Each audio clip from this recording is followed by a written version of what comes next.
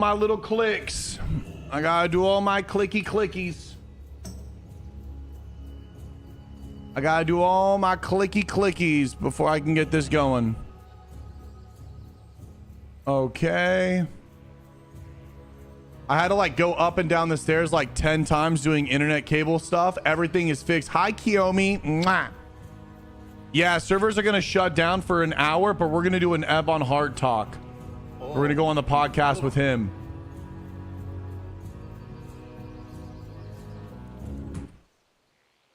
I want to say even my game feels better.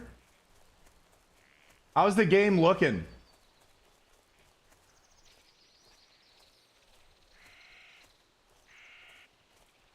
Yo. Good morning. Good morning. Did you get any other gear yesterday, Kiyomi? Let's do this. And then let's do this. Then let's do this, this,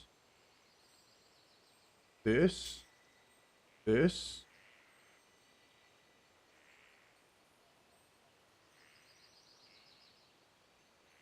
Perfect. You got the Unforgiven and Shadowcraft boots, shoulders drop, but lost the roll. Wait, you went in strat with another rogue?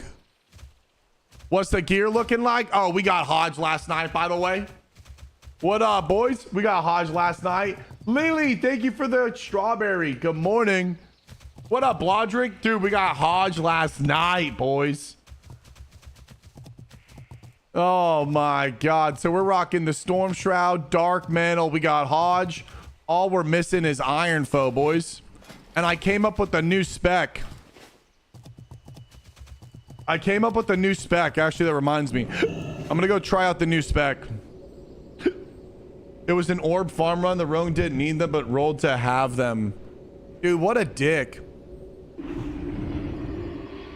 Yeah, we're going to go combat right now, dude. You read my mind.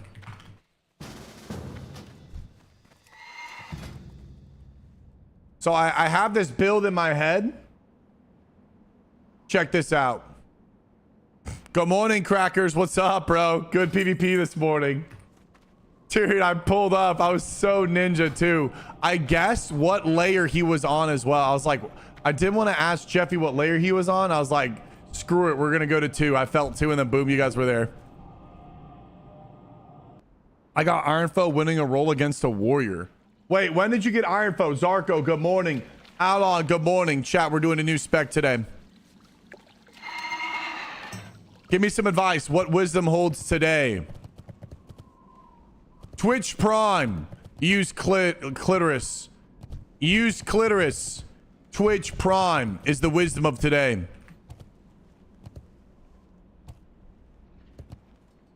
All right, so let's go and change the spec. I think this might be insane. There's a small chance this could be insane. Small chance could be insane. Small chance could be insane.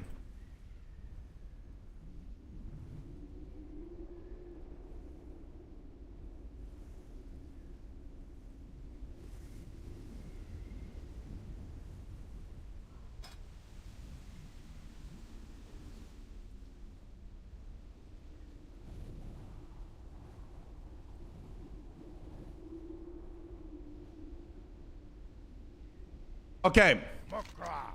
So what you do is you drop Recklessness, Evis, 5 crit, 2% damage, and the crit strike bonus for the chance of popping off.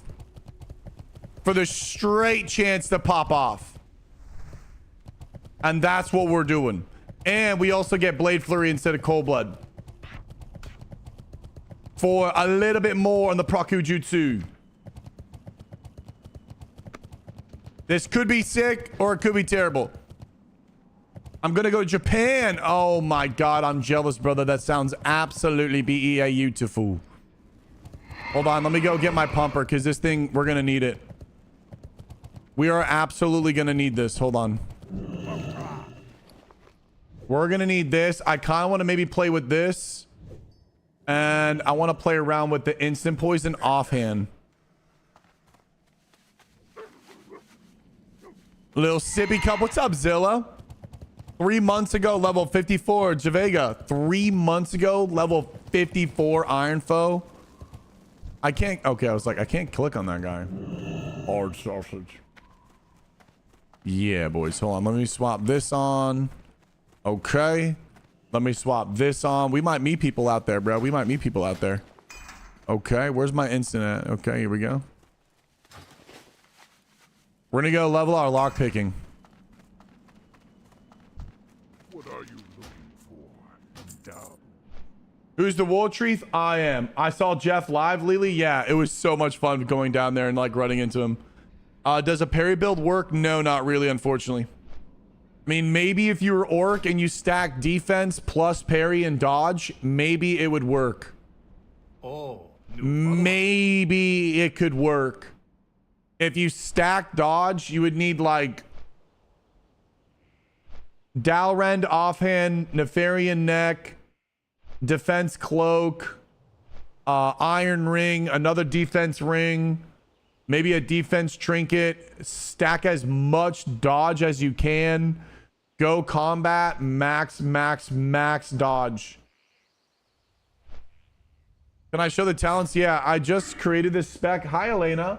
Have you showered today, Poppy? No, I was waiting for you. I like to care for the environment. Save the turtles. Shower together.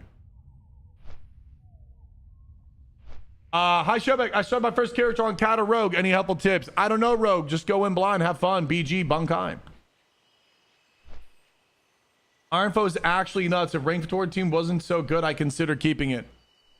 You should consider still keeping it. You have been blessed with the Iron Foe. You can make the coolest build and the coolest plays.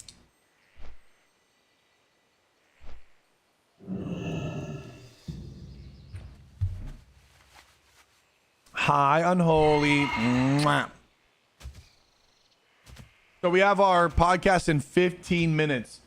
Shubek, why'd you level a second rogue to 60? Maka, I leveled 5 rogues to 60. For one reason and one reason only. Hair color, hairstyle, and name.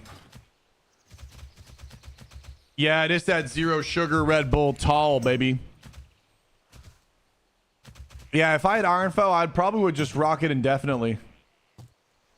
But with this new spec, essentially what I'm getting is I have the Akari Warblade, which I think is pretty much the best offhand for speed in the entire game.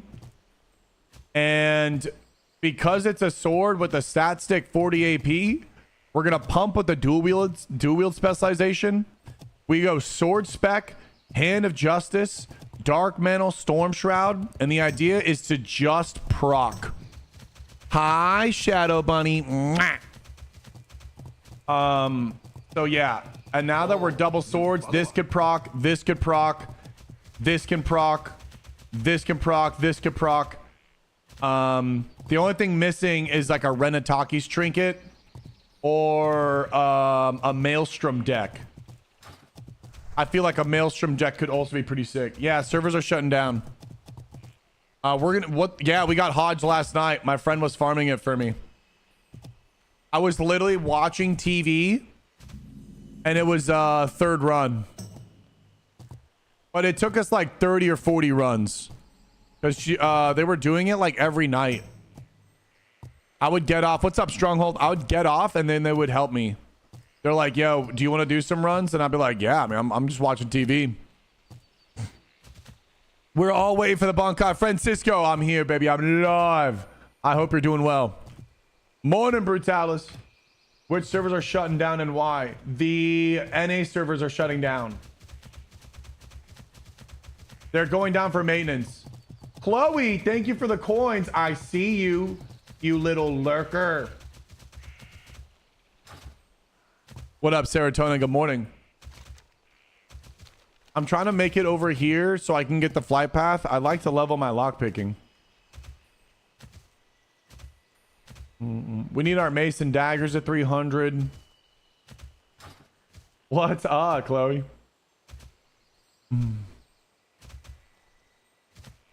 Shun was good. Shun has good luck. Need to get the Hodge. Are you leveling Galaxy or sticking with Shun?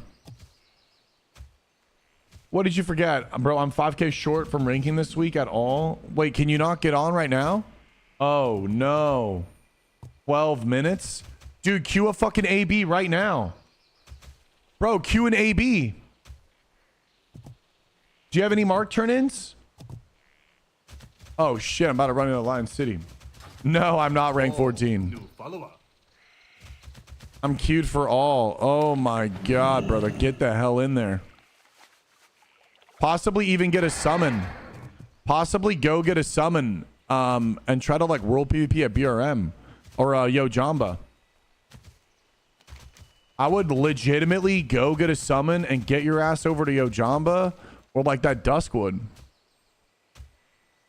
If I had my alliance, dude, I'd let you farm them, but they're all deleted.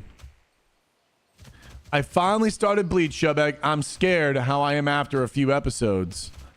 Yeah, bro, you're gonna be fucking saying Bankai left and right way more than you did before. Asheville is quite silent this time of day. A bit too silent. Bro, you play like legend. Swiss, you are the legend, brother. You are legendary for being here now. Thank you for breathing life into Shubek. I'll be rank 8 after reset on my warrior, but I don't know if I want to keep going after for rank 14. A part of me wants to re-roll. That's pretty much what happens with me. If you want to re-roll, just go re-roll. Fuck it. Hoggy, if you're feeling the reroll, dude, hit that now. Lucky Bob, thank you, bro. Like for me, I'm gonna be ranked 720, and then that week is gonna be 9-6, and then we're gonna be working towards the mount, and then no matter what, we're working towards a 13, and that's the fucking dream.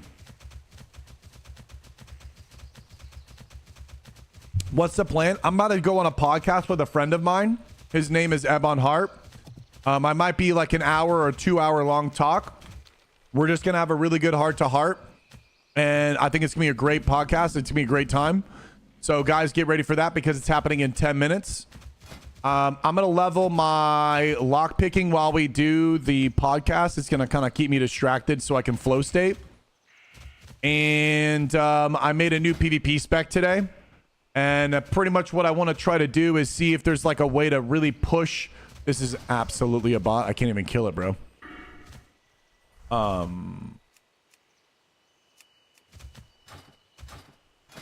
have Storm Shroud has a chance to proc damage and do energy. Dark Mantle has a chance to proc energy. We have Hodge that has a chance to proc an extra hit. We went Combat, which gives us a chance to proc an extra hit. Slice and Ice to give us faster hits. And Dual Wield to beef up our Akari Warblade. So the goal here is to shred. What up, Furious? Do I need a pocket shaman? Not right now, but maybe when we do some AV or something.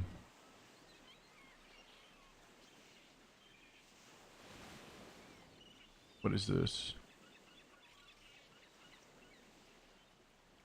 I feel pretty off today, by the way, guys. I'm sorry. I do not feel good today. I went swimming yesterday in the ocean. And I woke up very exhausted. I woke up very, very exhausted. So I apologize if I'm trying to find the perfect song that I can put on repeat for the podcast. I get very like in tune with music. I want to find something that like really flows with me. So I'm going to spend the next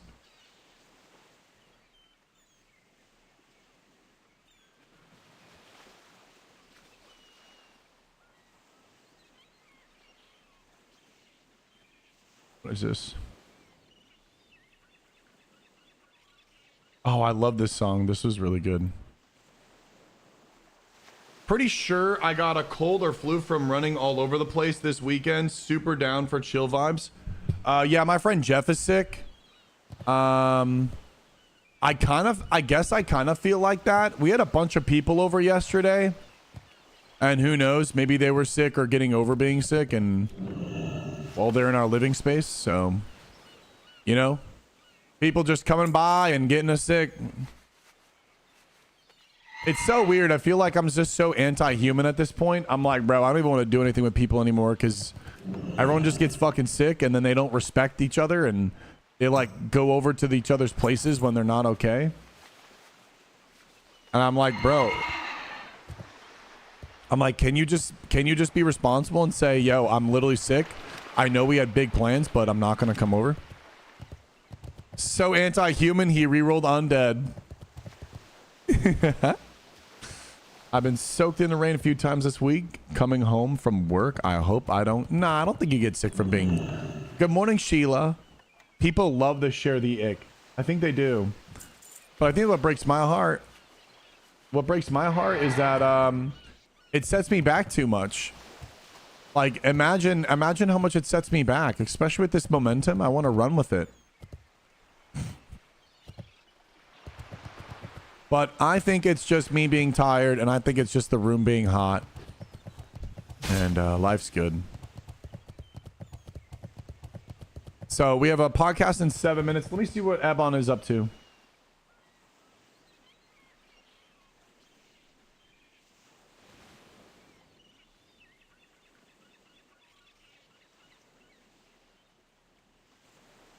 Now.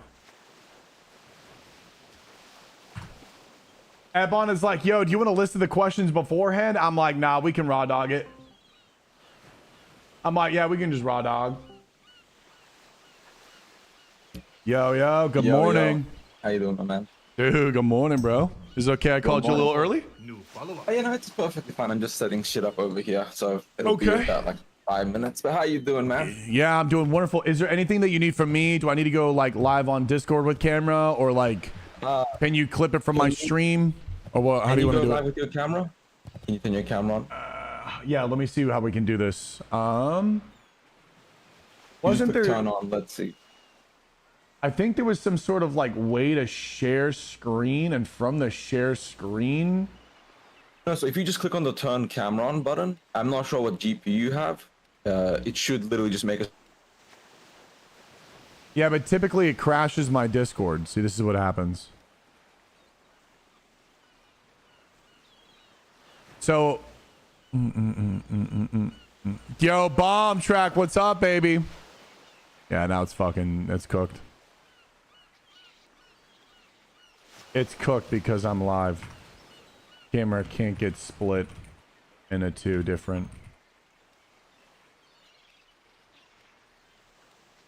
Okay, I'm back. Yeah, no worries. What I'm gonna do is I'm I'm gonna do this.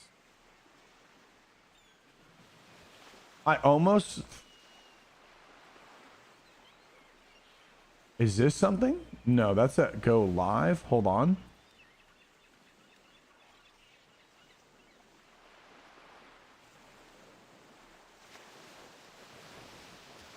Can I do this?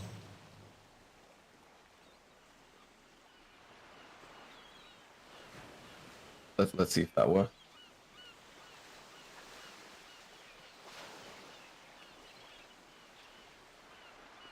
I'm live though. Fuck. Yeah, now that you're just screen sharing the whole.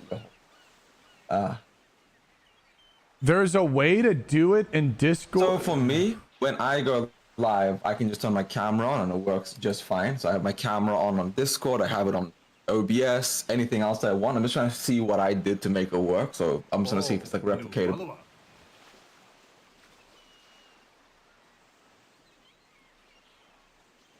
No Tibu progress go. 1 second, sorry. I remember there's being something where like I think what I do is I get off camera on stream, I go on camera on Discord. Yes, that's what I do. Okay, give me 1 second. No worries. Let's do. Is it this? And then this. And then I go here. Turn on camera.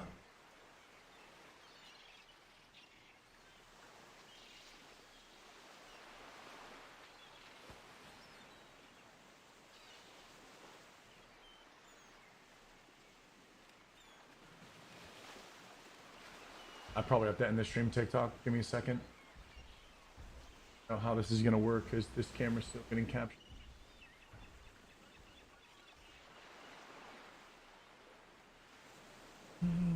I have to reset chat. I have to reset the stream. I have to reset. I don't know how to do this. I don't know how to do this all live. It's very, very confusing. Hold on. Maybe, hold on. Maybe not.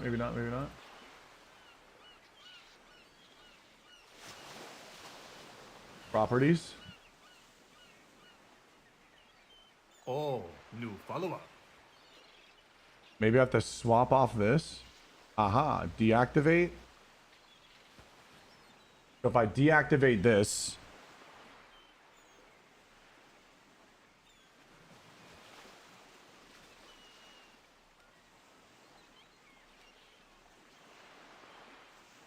been deactivated. It should be deactivated. What up, Night Runner? It should be deactivated, which I don't understand. Missing anything?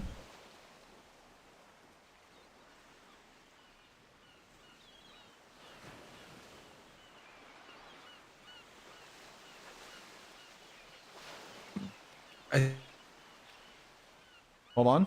Am I here? Man, bro, I am not a fan of the new stuff they did. Wait, is it turned off? Maybe it's turned off. If it comes down to it. Wait. I think we fixed it. Are you here? Are you here or no? My camera's up, but now I'm frozen.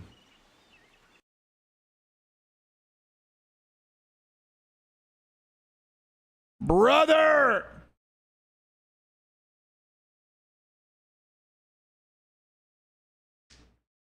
Yo, yo. Oh, there we go. Perfection. Awesome. Hey. Okay. All right, awesome. So give me 1 second. I need to do one know what, more you're thing. No, you're perfect good. I'm just setting shit up over here on my end. Okay. I'm still live everywhere. I don't think I did anything crazy. Display capture. Sure.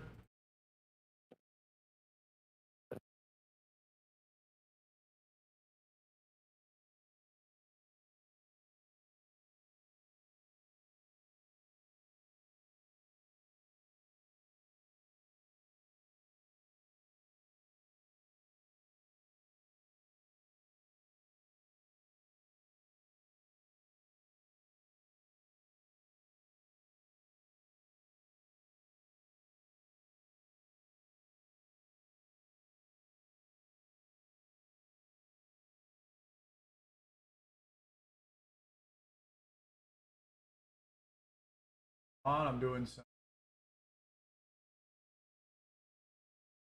No, you're perfect.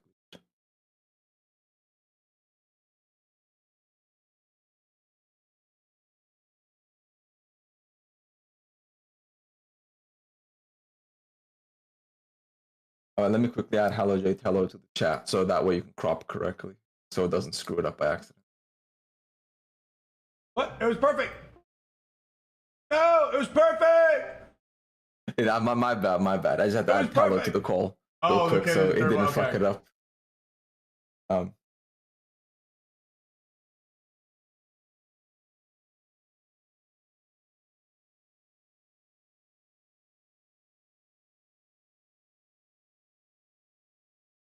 right, I'm here. Okay. Yo. Yo. Yeah, what's good, bro? Morning. How we doing? I'm barely hanging in there. I feel like I'm 9 vodkas in, but we're getting there. Oh yeah, 9 vodkas in. I mean, sounds like you're ready to crash out with me, bro. Let's go. We are indeed going to crash out today. We got some shit to talk There I'm is alive. nothing, I'm dude. alive. I'm Dude. alive. There is, it's a rule in my stream. You can't even utter the word sod, bro. Like, if you even want to talk about WoW, I Oh, crash here we out. So this will be a banger. Oh shit. It's gonna be a banger. Oh, shit.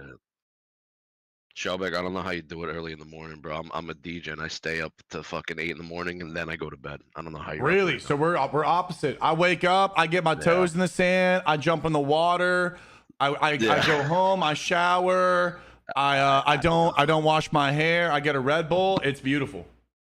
I'll tell you right now, you're looking good. Much love to you. Dude, I'm trying to get my hair on your level, dude. I got to get that length.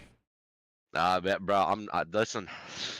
It took a long time. COVID did it. I'll tell you that much. Damn, that long? COVID to now?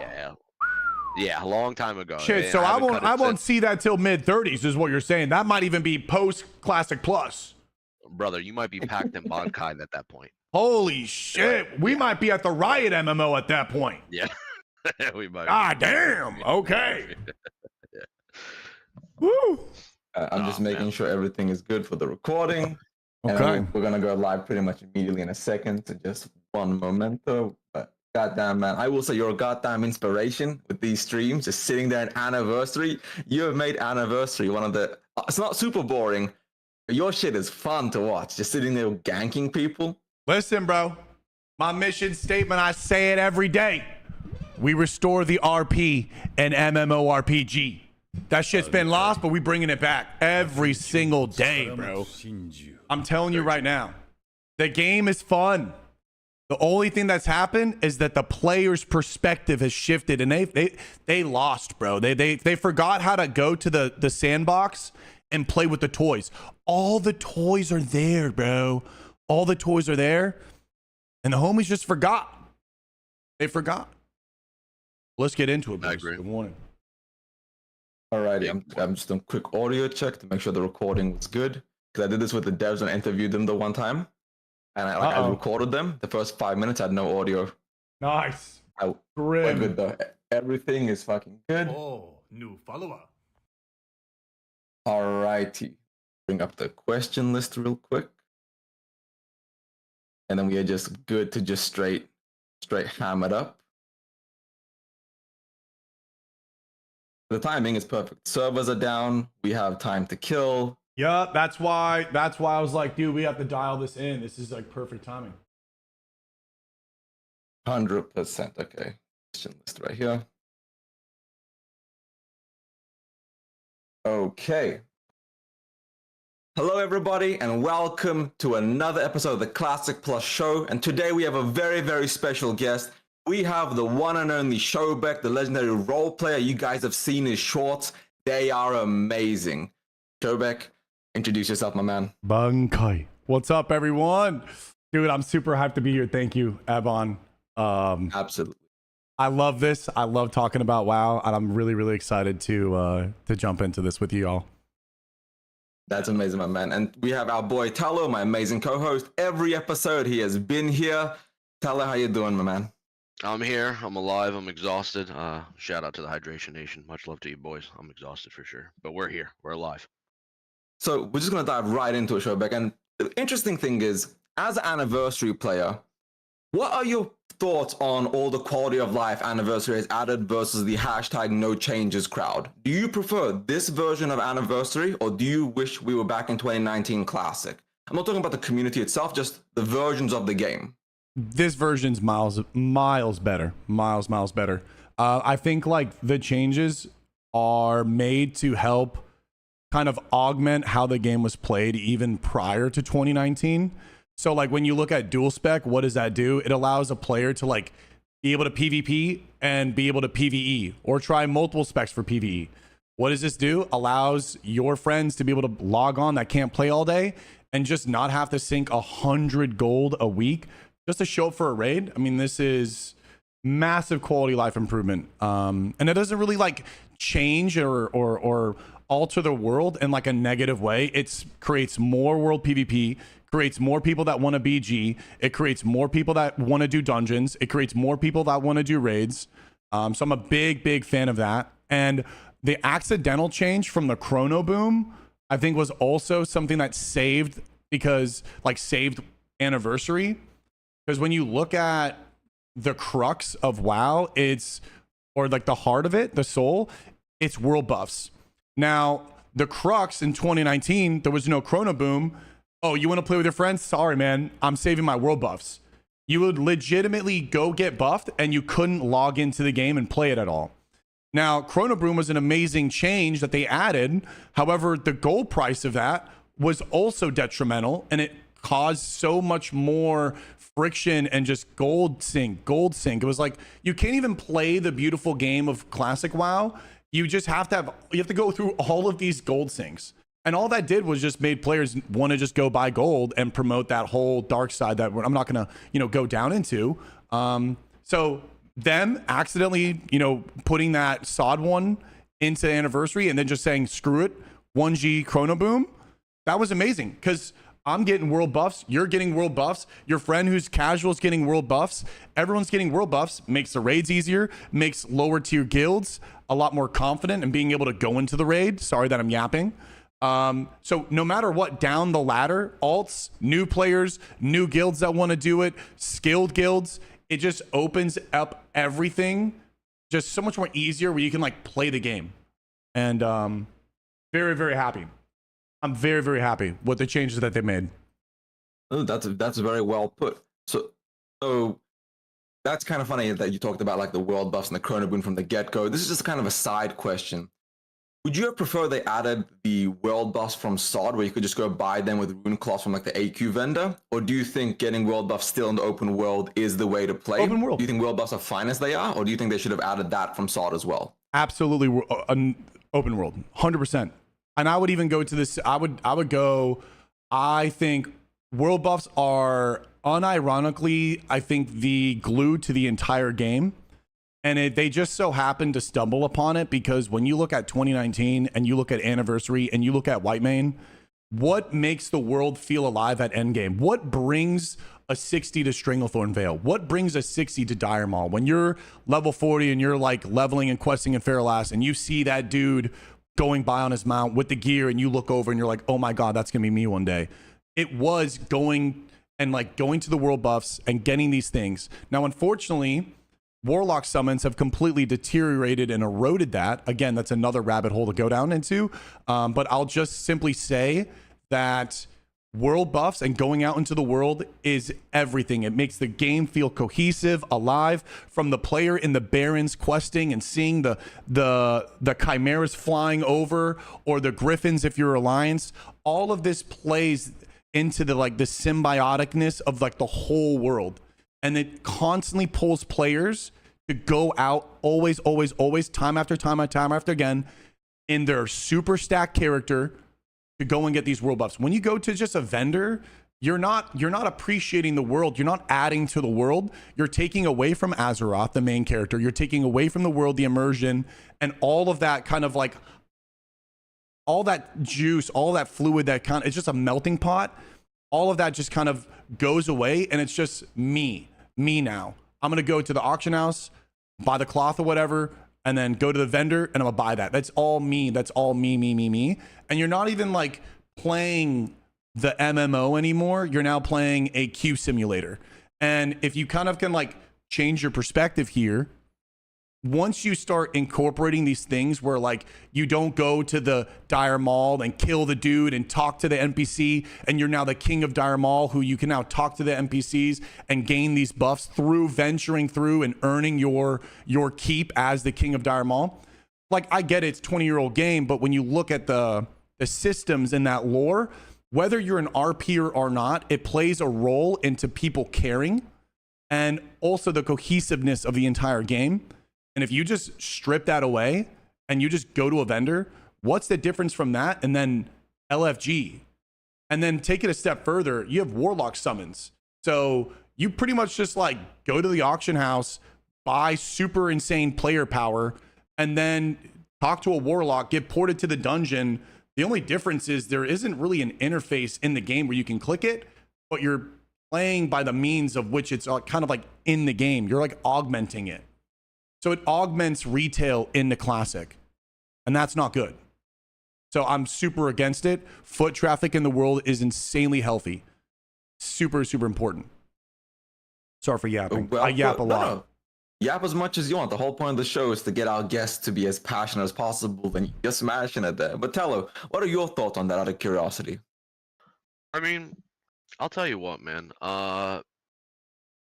When it comes to world buffs, it's always a debatable thing, because I do agree to a sense that, going in the open world, feeling alive, seeing people run past Camp T, seeing people, get to their world buffs and seeing a massive raid move along is an exciting sight to see, especially when you're low level. You're like, man, I can't wait to, be in that gear, get that mount, look that cool, and then raid with some chads and get it done, within a subpar 1 hour, 2 hour raid, whoever you're raiding with. But I also look at the problems with it too, because everything has a positive and everything has a negative, right? And like how Shobek was saying about the warlocks, which is a problem. And I feel like the one thing that rips away from that RP immersion, which don't get me wrong, I that's what it's all about. Watching Shobek do his thing in the world, be alive, and feel the immersion is something that has been missing from the core game for a long time, in my opinion.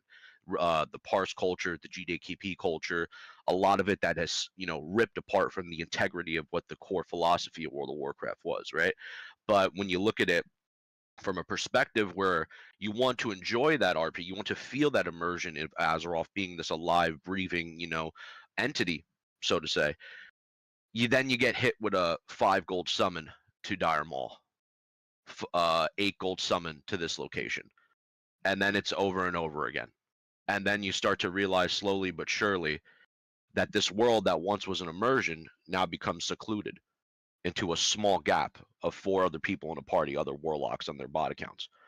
And now the thing is, it's like, hey, I get it, At the end of the day, even then, though, there's a social aspect to that because you have to talk to, the services. You have to get involved. But I think it rips a part of it from a little bit. And I understand why, and Saad, why they made those decisions, but I do respect the core classic community to want to go to Dire Maul, to give purpose to always revisiting a place, to not abandon these locations all in all. This is the same kind of argument where a while back before dual spec was added, where people felt like the integrity of removing you going to your capital city to not visit your vendor anymore. There was an argument at one point. It's like if people like dual spec or not. But I do think now the bigger question is this, which I'm curious to see Shobek's perspective on this, and yours as well, Eben. And hello to chat. Much love to you. What do you feel about the limitations on how many boundaries do we push? Is it considered more changes or no changes? And how much does that edge get pushed further and further and further? When do we stop the envelope from fully opening up is my question. And that's you want me to go? About. Go ahead. Yeah, sure.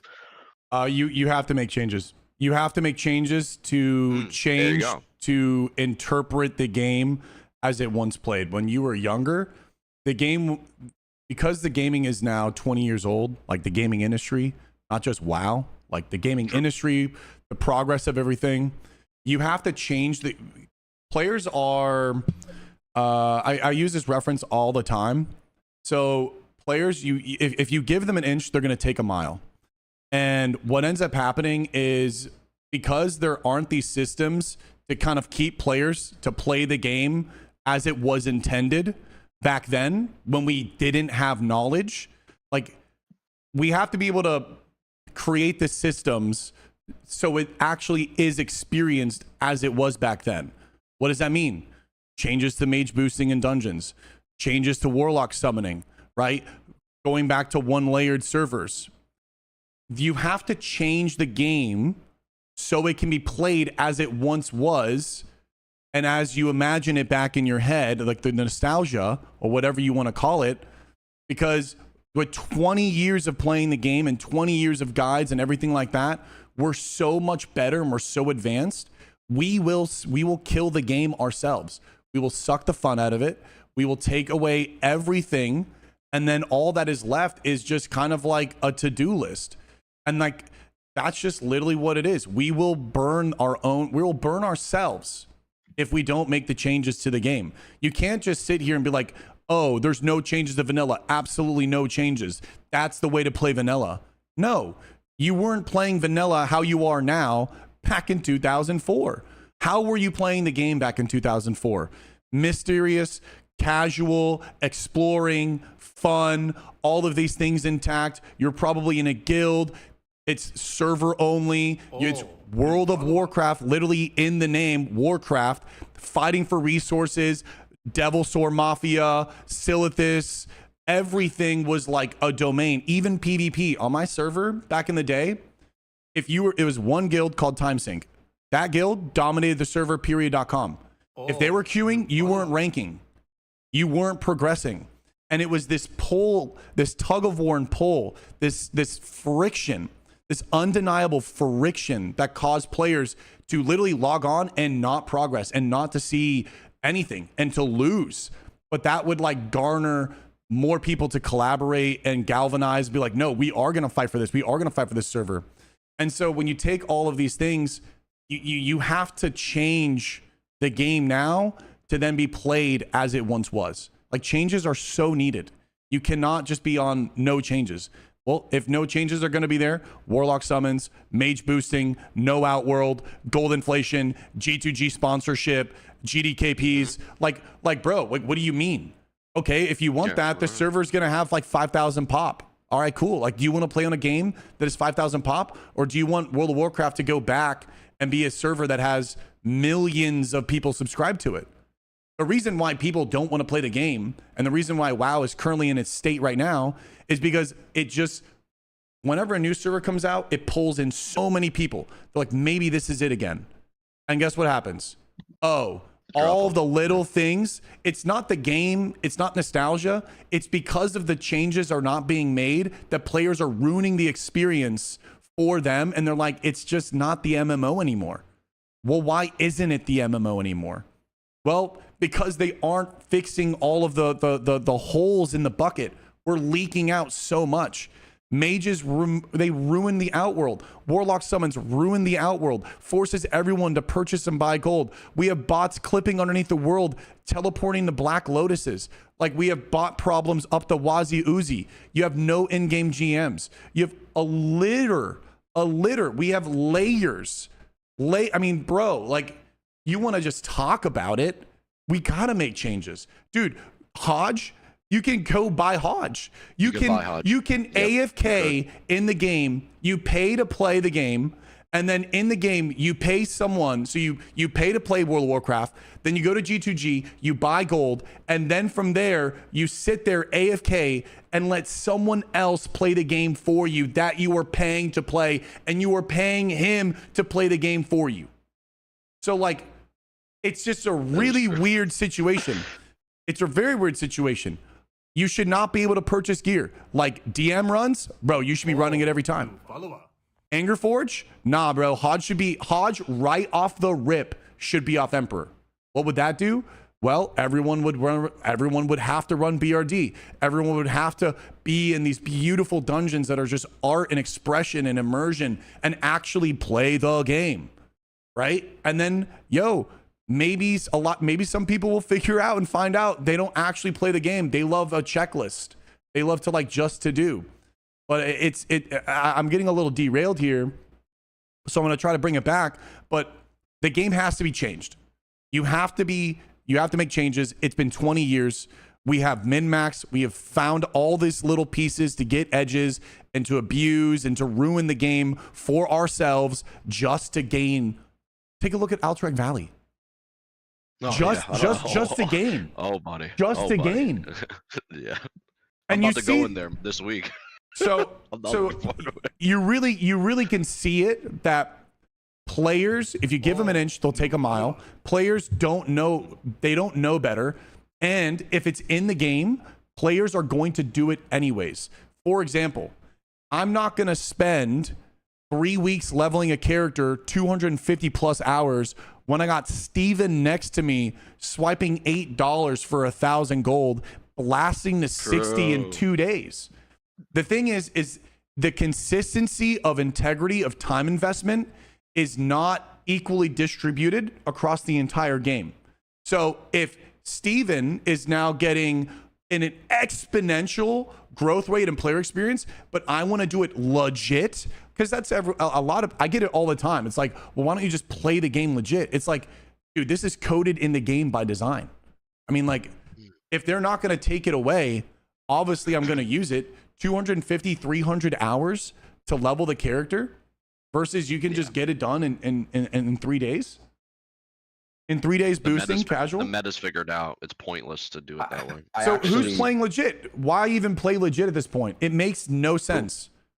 Because people want to play for the end game, and Yeah. Evan, you know that too. Well, Yeah, and then I made a video on this. It's quite literally, it's called "We Demanded Classic, and then we killed it because we had an idea in our mind of what vanilla World of Warcraft was. Except nobody wanted to actually play the game how it was intended. Like you said, nobody wants to actually be on a 2,000 person 1-layer server. Nobody actually wants to have to grind things or put the effort or the energy in, because the moment one person goes out of their way to cheat or do things fast or exploit something, if you're not doing that, you're falling behind. And in modern gaming, we've all gone to a point where the moment someone else has an advantage over us, we feel like we're losing, or the game is no longer fair or balanced because he's exploiting, so now I have to exploit. And you see this in every instance of the game. Boosting. Yep. Mage summons. No one's going to spend 15 minutes flying there because, okay, yeah, I don't want to spend the 8G to get a buy a summon, but if I don't, everyone's going to be waiting for me. No one's actually grouping up. As you remember back in 2019, before mage summons are current, your whole guild would get together, 40 people waiting at, Morgan's Vigil, or what's the Horde one called? That you would get there and then you would all run in together. Karga, you would all run in together. And like people used to actually have to play as a community, as a guild, as whatever. And now it's gone to the point where, well, I'm not going to really level.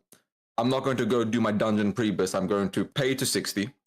And then I'm going to sit and get boosted through these runs. I'm going to pay for a ZG, well, not the GDKP in the game right now, but it has to be the way to skip the game. Absolutely. I mean, I've talked about this a lot. It has to be like the customer base that they're doubling down on, and they're like, yo, this is just what is, they're not going anywhere. Because like, I don't know, like it makes no sense to me. I always try to like look at where does it make sense? And when you look at where the game is at, it's just like, how can this be okay? How can this be okay? I don't really get it. Sometimes I like when I'm yapping, I'm just like, maybe I'm just completely wrong, and I just don't actually see it, and I just don't get it. But I feel like everything is very fast paced. Like it's technically retail in Classic, where everything is just streamlined. They want things to be fed. And maybe that's because it's a 20-year-old game. Maybe that is because we've played it so much. Maybe we don't. Maybe we don't. Or they, at least, again, like I said before we even hit record, I think it's a perspective. I think we're literally at the sandbox and people just don't know how to play with the toys anymore. Like they just don't know. And now it's to the point where they're paying they're like showing up to the playground and they're paying someone else to play with their toys in the sandbox while they watch. Yeah. And I'm just like, guys, why don't you just jump in this bitch with me? Because this is fun as hell. I do this every day. I meet new people every day in the game. I treat the game as if it's a one-layered server. I shoulder, I take hits, I run back, I fight. Dude, I meet so many people. Like, it's really there. I just think there's a few things that are crumbling it from WoW being like super, super massive. Like not just a little niche, but super, super massive, where other streamers would be playing Classic WoW more. And I'm saying like getting Soda to play Classic WoW, right? Having all these people to constantly be playing Classic WoW, it's just a few changes in my opinion. Because the foundation's there. The foundation for it being a perfect MMO is really there. And it's only just going to get better when TBC comes. I agree with that. My problem is with Classic in particular, I don't think people actually want to play Classic anymore. The analogy you said that they get to the sand pit and then they're like, hey, Timmy, here's $5. Play with my fire truck for me so I can watch you play with the fire truck while I sit on this bench. Yeah, we're like cucks for joy. Yeah. Literally. We're like cucks we're cucking us on joy. Like I think the problem is, why do people play like that? I think it's a fundamental like player-based problem in the sense that we all want to play Classic, we all want to play vanilla, and then we get there and like I hear this all the time in like my chat or like in my video comment section or just watching other streamers. It's like they get to the end game and they're like, okay, now I'm going to play my 2 hours a week and I'm done. I'm not playing anymore. I'm going to go do other things. And I feel like we as a player base have to fundamentally make a change, or Blizzard has to force us to play how the game is meant to be played. And I don't see anybody trying to make a real movement or an attempt at this. Hardcore was the closest we got to it, because in hardcore you kind of had to live in the world. And my question to you is, do you fundamentally believe that Classic can be saved as a game and community, or do you think the player base is so bygone that it's essentially a MMO angle or a Classic Plus angle before anything actually changes? It's for sure Classic Plus. I think Vanilla WoW, we've gotten, if you just look at 2019, I don't know if anyone's mapped this out. 2019, we had Vanilla. Then we had Season of Mastery. Then we had the resurgence of Whitemane. Then we had Deviant Delight. And we had Season of Discovery. And now we have Anniversary. From 2019, we have played 6 versions of Vanilla Fresh. And I would argue probably 2 of those were a little bit more niche. But for the most part, 2019, Season of Mastery, Season of Discovery, and the resurgence of Whitemane, after like post TBC or beginning of Wrath, I mean, guys, we have played this so many times over and over and over again in such a short span. You know, I understand this kind of goes against everything that I've said earlier, but I feel like the conversation is just kind of flowing. It almost seems that is why. You know, like when you play like an FPS shooter or a game over and over and over again, like first week you're playing Marvel Rivals with your friends, you're like, oh my God, this is so crazy. You're missing shots and it's like whatever. Post 1 week, like you miss one shot, one dude is like outstepped or not playing with the team for like 1 second and you're nerd raging. You just get so blinders on and just like laser focused that anything that is out of the normal of what you are doing, because you're playing it all the day, it's like a nuisance. It's just like, oh my God, it's shattering. How could you stop my or prevent my progression? And so when you apply that to 5 or 6 freshes in the past 4 since 2019, people are burnt out and they don't even realize. Yeah, I think we're all playing it way too much because there's nothing better. I know that's subjective, but I mean, in my opinion, there's nothing that comes close to this game. So we have to play this because we're MMOs. We love the fantasy world. And then B, we're waiting for that next thing. And that has to be Classic Plus. I think Classic Plus is the soft WoW 2, I think, for everyone. They're never going to label it as WoW 2 or give it that energy, because then that's going to devalue everyone that's kind of playing retail and that whole community. But I think as a cohesive, we all look at Classic Plus as the next WoW 2. And so I think this is something that we should leave behind lovingly. Like, it's the chapter that closed that allowed us to open up the new, because this game has done everything, not only for me, but for a lot of you guys. And I feel like we've played it so much. I mean, I have been here since the beginning. Back in Vanilla, I didn't go to TBC. I was there on Q Gaming. I was there when Grizzly was formed. I was there when Plan B was formed. I've been playing Vanilla WoW ever since I was a kid, all the way through. I didn't play TBC. I didn't really play Wrath. I didn't play Kata. I was on Vanilla server, Vanilla server, Vanilla server. I was there when the forum post was made for Nostalrius. I think it was like 8 or 9 years before it was ever even created. I was there in my friend Andy's room. We're both looking at it like, oh my God, this is going to be the server that saved us. I played so much Vanilla. I've always been in Vanilla. And this game has opened up everything. And I think it's ready for the chapter to be closed. Like, I really do. I think it's been a beautiful ride. And I'm so excited for Classic Plus. But again, if they don't do Classic Plus, I'm telling you right now, I'm coming right back. Because it's the best game. And they have to really, really dial it in for us to like leave this, by the way. I'm just prefacing, they have to absolutely cook with Classic Plus for you to even think about getting players to actually leave this thing. I'm ready to leave it, but it needs to be something else to get me to leave it.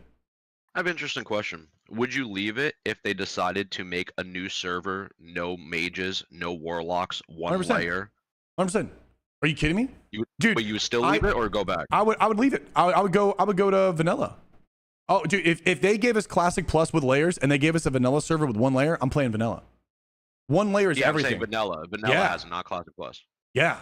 If Classic Okay. Plus And- had layers and I could play on a vanilla 1-layered server, like actually hard 1-layer with like GMs, no warlock summons, no mage boosting, it's just gonna be like it'd be like Grob Mob in 2019, or probably even better.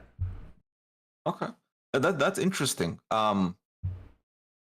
That picking the 1-layer thing, that I'm impartial. I don't particularly care. I want Classic Plus for reasons of finishing the world of vanilla. So in terms of gameplay, I'm sure the 1-layer probably would feel funner and smoother for someone like you that does the role play and investment into the server, that true vanilla experience. Well, if I can jump go in, ahead. I would like to introduce the perspective of how important 1-layering is. Of course, go ahead. So, what's the title of the game? What's the title of the game? World of Warcraft. What's that last word? Warcraft. Warcraft. What do you do in vanilla? You go out into the world and you craft. 1-layer, you see someone, there's war. That is it's in the name by nature. I don't know if you've ever got to experience Ebonheart, Devil Sore Mafia, a guild always logged on. Imagine the coalition for world bosses, but in a literal, actual, physical space in the world where you cannot touch it. They own and dominate. What this does is it pulls in the big players.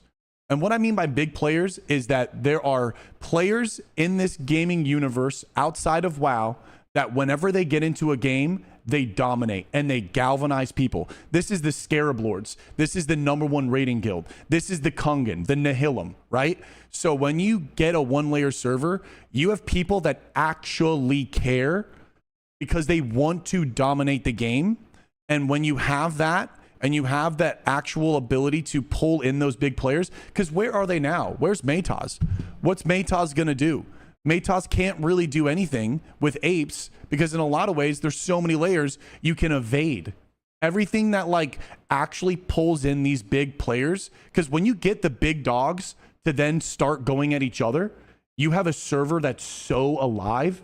I mean, bro, I can't even tell you how much chaos and politics and just downright just gaming. I mean, it's bloody, but that's what World of Warcraft is. It's bloody.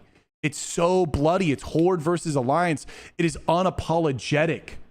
And when you get big dogs to have reason to get in there, then it's like, whoa, now you have a game. And then when you look at like old vanilla, you had 1-layered servers, single BG group on that server. You had world dominance with like multiple resources, whether it's Lotus, Devil Sore Mafia. And then on top of that, you also have the events and the BGs. I mean, there's so much to pull for someone to be like, I want to be the best. I want to be the big dog. I want to be #1. And when you have that mentality going around and everyone's going out and fight, it's crazy. It's such a crazy world. Well, I want to ask you this, Showbeck, real quick. Just want to interject for a second. Do you think in a world where there was a side server that was the mentality that you have and everything that you're talking about circumferenced into, one server, 1-layer, it's an optional server, you also have your other versions of WoW that you can play, realistically in 2025 right now with how the player mindset is conditioned at the current point, do you think your world would work out more, or the current structure and the layer that we have right now would work because we're so used to it, we're so farmed to that mentality with everybody, at the same pace doing the same thing over and over again? We've been doing it for years now, Mhm. So would you think in a world that that 1-layer idea would work over what we currently have right now, and would it be more popular or would it be less popular? I'll just say this. We took a dead server and we populated with over 5,000 people. We went from 0 to over 5K pop on Deviant Delight. When we did Deviant Delight for that small little window frame, it was everything that we've always wanted. If you ask anyone that played in those first few weeks on Deviant Delight, they will say it is everything we've ever wanted. A fresh server, 1-layer, no economy. There was no mage boosting. There was nothing. Like G2G didn't even know about the server. It was 100% separated from everything. And we went there and we created all of these communities, and it was the best 4 or 5 weeks of our life because it was everything. And I know so many people would play on the 1-layer server. I know everyone would play on 1-layer. Everyone would. The only problem with 1-layer right now is that there's no in-game GMs. So the bots are going to be 25% of the population, if not more. And then you're going to have people that remote desktop in. So it's going to be like pretty damn brutal to get into the 1-layer. That's the only drawback, are those two things. But outside of that, I think right now it would pull in so many people. And the people that aren't, because again, people that are playing on Anniversary, like you said earlier, they're the guys that are just logging on, boosting up, and then just raid logging. And they're playing the 2 hours a week. People that are going to play on that server, the 1-layer, they're making a deliberate decision. A deliberate decision for a little bit more slower times to form a group, a little bit more slower times to get a raid, maybe a harder time to clear the raid. They're making the deliberate decision because they want to play the game as a whole, as you said earlier, the integrity of the game being intact. But again, it's all kind of what you want. They're just unironically split games. Do you want the actual game with integrity intact, or do you want the speed run, right? It's technically a speed run. What is the Anniversary? You speed to 60, whether or not you're leveling legit or not, you're just speed running like crazy, not necessarily creating that many friendships along the way. It's super self-centered, trying to just like get your stuff and just raid log and then be done, and maybe like parse and have like a high log and then get into a raiding guild, which I do think these raiding guilds and speedrun guilds, they have close connections with one another. I'm not disvaluing that. There's relationships being made everywhere. But it's at the sacrifice of like one micro niche moment in the game when there's so much more. There's so much more. And I strongly think people would play on a 1-layer server. New follower. Strongly. I do agree with you, because as you were saying and Tella was asking, I was thinking about the whole time. I think, and this is sad for me to even admit, I think people idealize and actually want to play on the server you're describing. But I think if push comes to shove and they actually have to play on it and put that effort and that time and that dedication to play World of Warcraft how it's meant to be played, a lot of them would level to 20, 30, 45, quit, go back to the other server and continue with how they're playing. Because I think at this point in the modern day and age, I do agree with you that a certain percentile of the player base, the dedicated, diehard, hardcore players that want to play World of Warcraft, what World of Warcraft is, they're going to play how you said. Deviate Delight, the White Mane Resurgence, 2019's launch. But the majority, I think, have gotten to the point where they're like, I have 7 wives, 42 children, 13 jobs. My 2 hours a week, I can't afford to dedicate myself to the game like I want to. Or maybe they say they want to, and then when it comes to it, they're going to be like, too much effort for me. I can't be bothered doing this. But do you see that, right? That's the customer. Because if you create the carrot on the stick, they're never, I mean, bro, I have 3 kids, a wife, and like an ex-wife with another stepson. Bro, I can play 2 hours and get Grisil. I'm never going to unsub. How many wives do you guys have? That's what I'm saying. So like What when the you fuck? look at it, I have 4. Where's my wife? maybe I'm on copium, but I would fucking wives? I would defend that there's a larger circle, right? And all of these people, I think they would all play the actual game. These are like the outer circle. All these people, they want to actually play World of Warcraft, but it's not actually World of Warcraft anymore. But now we have this smaller circle. This smaller circle, you can do everything in the game for 2 hours a week. And that they're locked in for a sub. I mean, if you look at the Anniversary logs, it's the lowest between any classic version. When was that? When has that ever happened? Why is Vanilla WoW right now losing when you look at statistics? Why is Vanilla WoW losing? This is WoW. And so when you look at it, they're doubling down on that customer base. And I think if you actually made a game that was, again, what we said earlier, integrity and time investment and sacrifice is respected across the board. Because if you have a son or kids and you only have 3 hours to play, but you know your friend Jake is boosting up to 60, what are you gonna do, bro?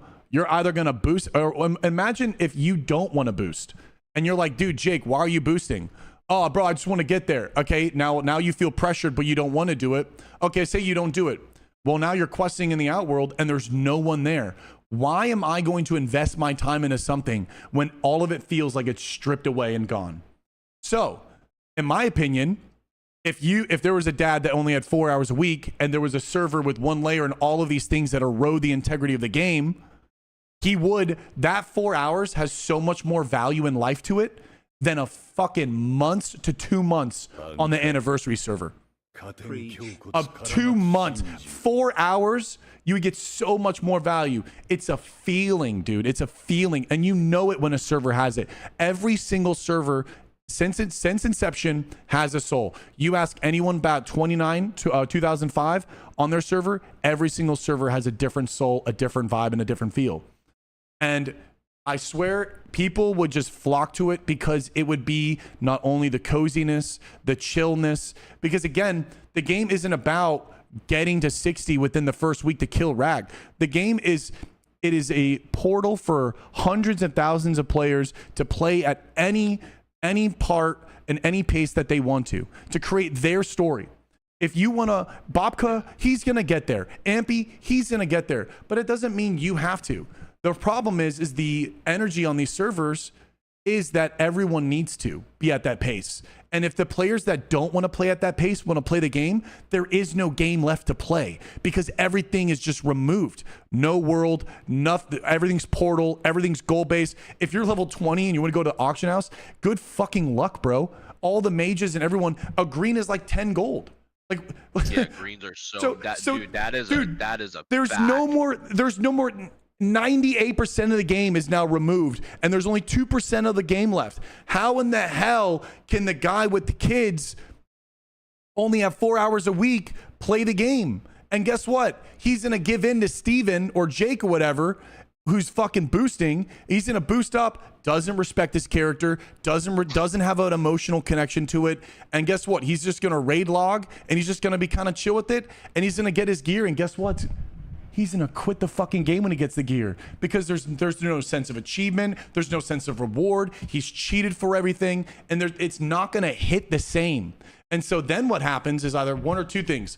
Either he's going to quit or he's just going to make an alt. But it's going to be the same cyclical cycle. Boost, gear, AV. Boost, gear, AV, lockout. Boost, gear, AV, lockout. Over it's actually funny and that you say again. That because statistically you're 100% correct because every single classic server from 2019 till now, by the time AQ happens, everybody starts to quit and burn out because the raid logging has eroded the sense of the world. Now, I'm not just going to put on just, it's AQ's fault because AQ's a bad raid. But AQ's like that finality of it. You get to AQ, you've been raid logging. You're no longer playing the world. You're not enjoying the content. You're not going out there doing things. You're not... The world from World of Warcraft was removed. I knew some people that quit. Even, I'm gonna be honest, I quit during 2019 in AQ. I was like, I can't do this. I ain't going to do it. I took a break from the game. I came back for Nax afterwards because I had some time to decompress.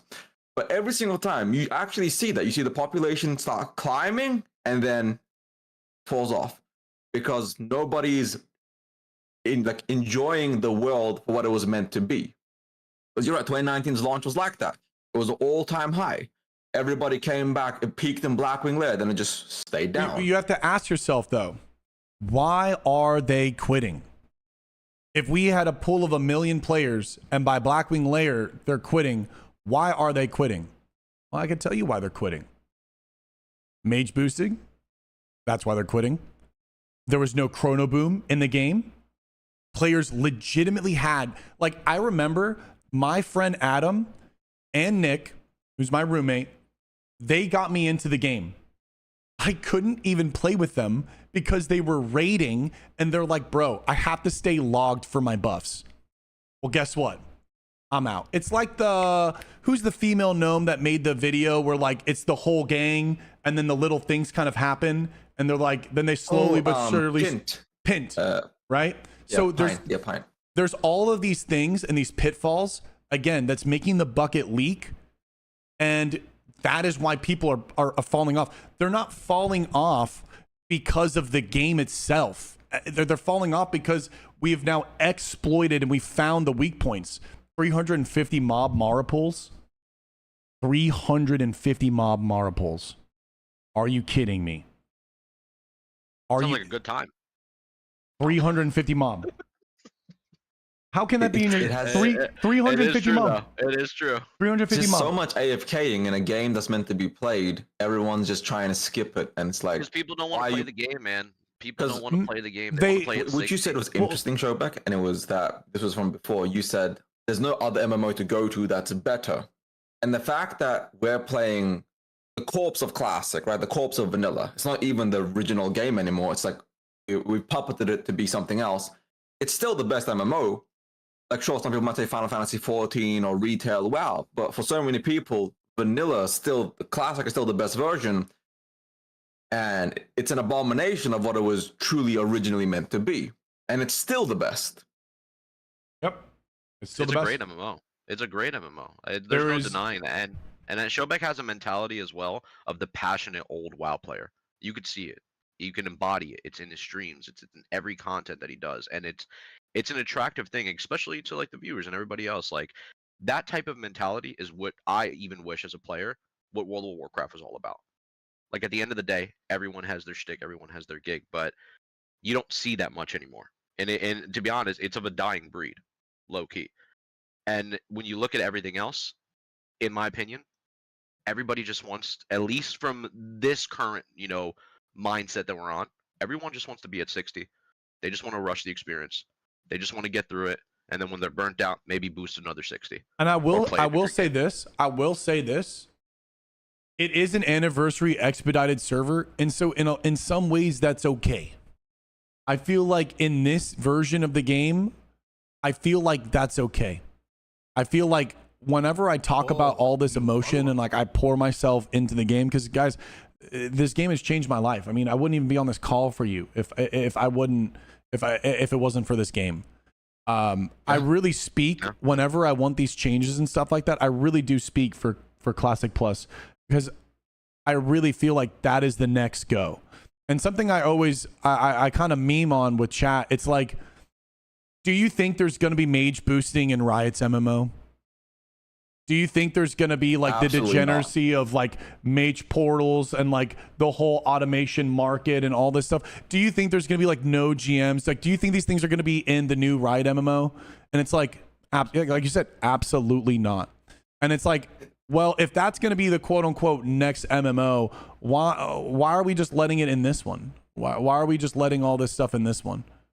I think the difference is Blizzard versus Riot as a company, in the sense that Riot has, just on any given day, like all of Blizzard's IPs put together, has less players in a whole month than Riot cycles in a single day of League of Legends people. That's not even counting China.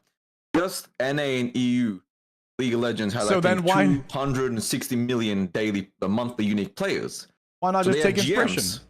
All these GMs and people that actually try. Like, don't get me wrong, League's not a perfect game. Like, I played League, absolute dog water game, ruined my life. But they care. They do constant fixes, constant patches, constant balancing. I think they care, by the way. I think the WoW devs care. I mean, these guys, Classic devs for sure. I think the Classic devs do care. When I was at BlizzCon, I wasn't able to like talk with them enough. I really wanted, and I also was, I think, not ready to, or not as mature as I am now. I really would love to get another conversation with them. And just, I don't know the vibe. I don't know the vibe. I don't know if they see the game the same way that I do. I don't know if they came in too late, if they don't know, like, I don't know. I'm so nervous. Like, when I look at SOD and what they've done with Season of Discovery, I really hope it is like a true template, like the rune system and stuff like that is not in Classic Plus, and that's just in like an easy way for players to kind of swap around and try new things, but it's not a thing that's going to be, in the game and whatnot. Not to get on a tangent, but I hope that they see the soul, and I never was able to talk with them to see and like gauge if they see the soul. So I've actually talked to them a few times before my interviews with them, and slightly afterwards. I talk to Agrin and the DMs every now and then. And one thing that's interesting is a lot of the classic WoW devs are genuinely really passionate and truly do care. They've got people on the team that have been working on classic since Blackwing Lair from vanilla. Real quick, do they? I understand that they care, but do they understand? They care, Yes. but do they understand? So with SOD, a lot of people have been like, "Oh, this is a terrible classic plus. This is dog shit. Like this is not what I envision." With Season of Discovery, when they first made it, they've been working 60 days ahead of time. That's how ahead they've been the entire time. Everything we've got in Season of Discovery has been on a very, very short timeline. The But then most what- they've ever been what- ahead, I think, is 90 days. But what were they doing then?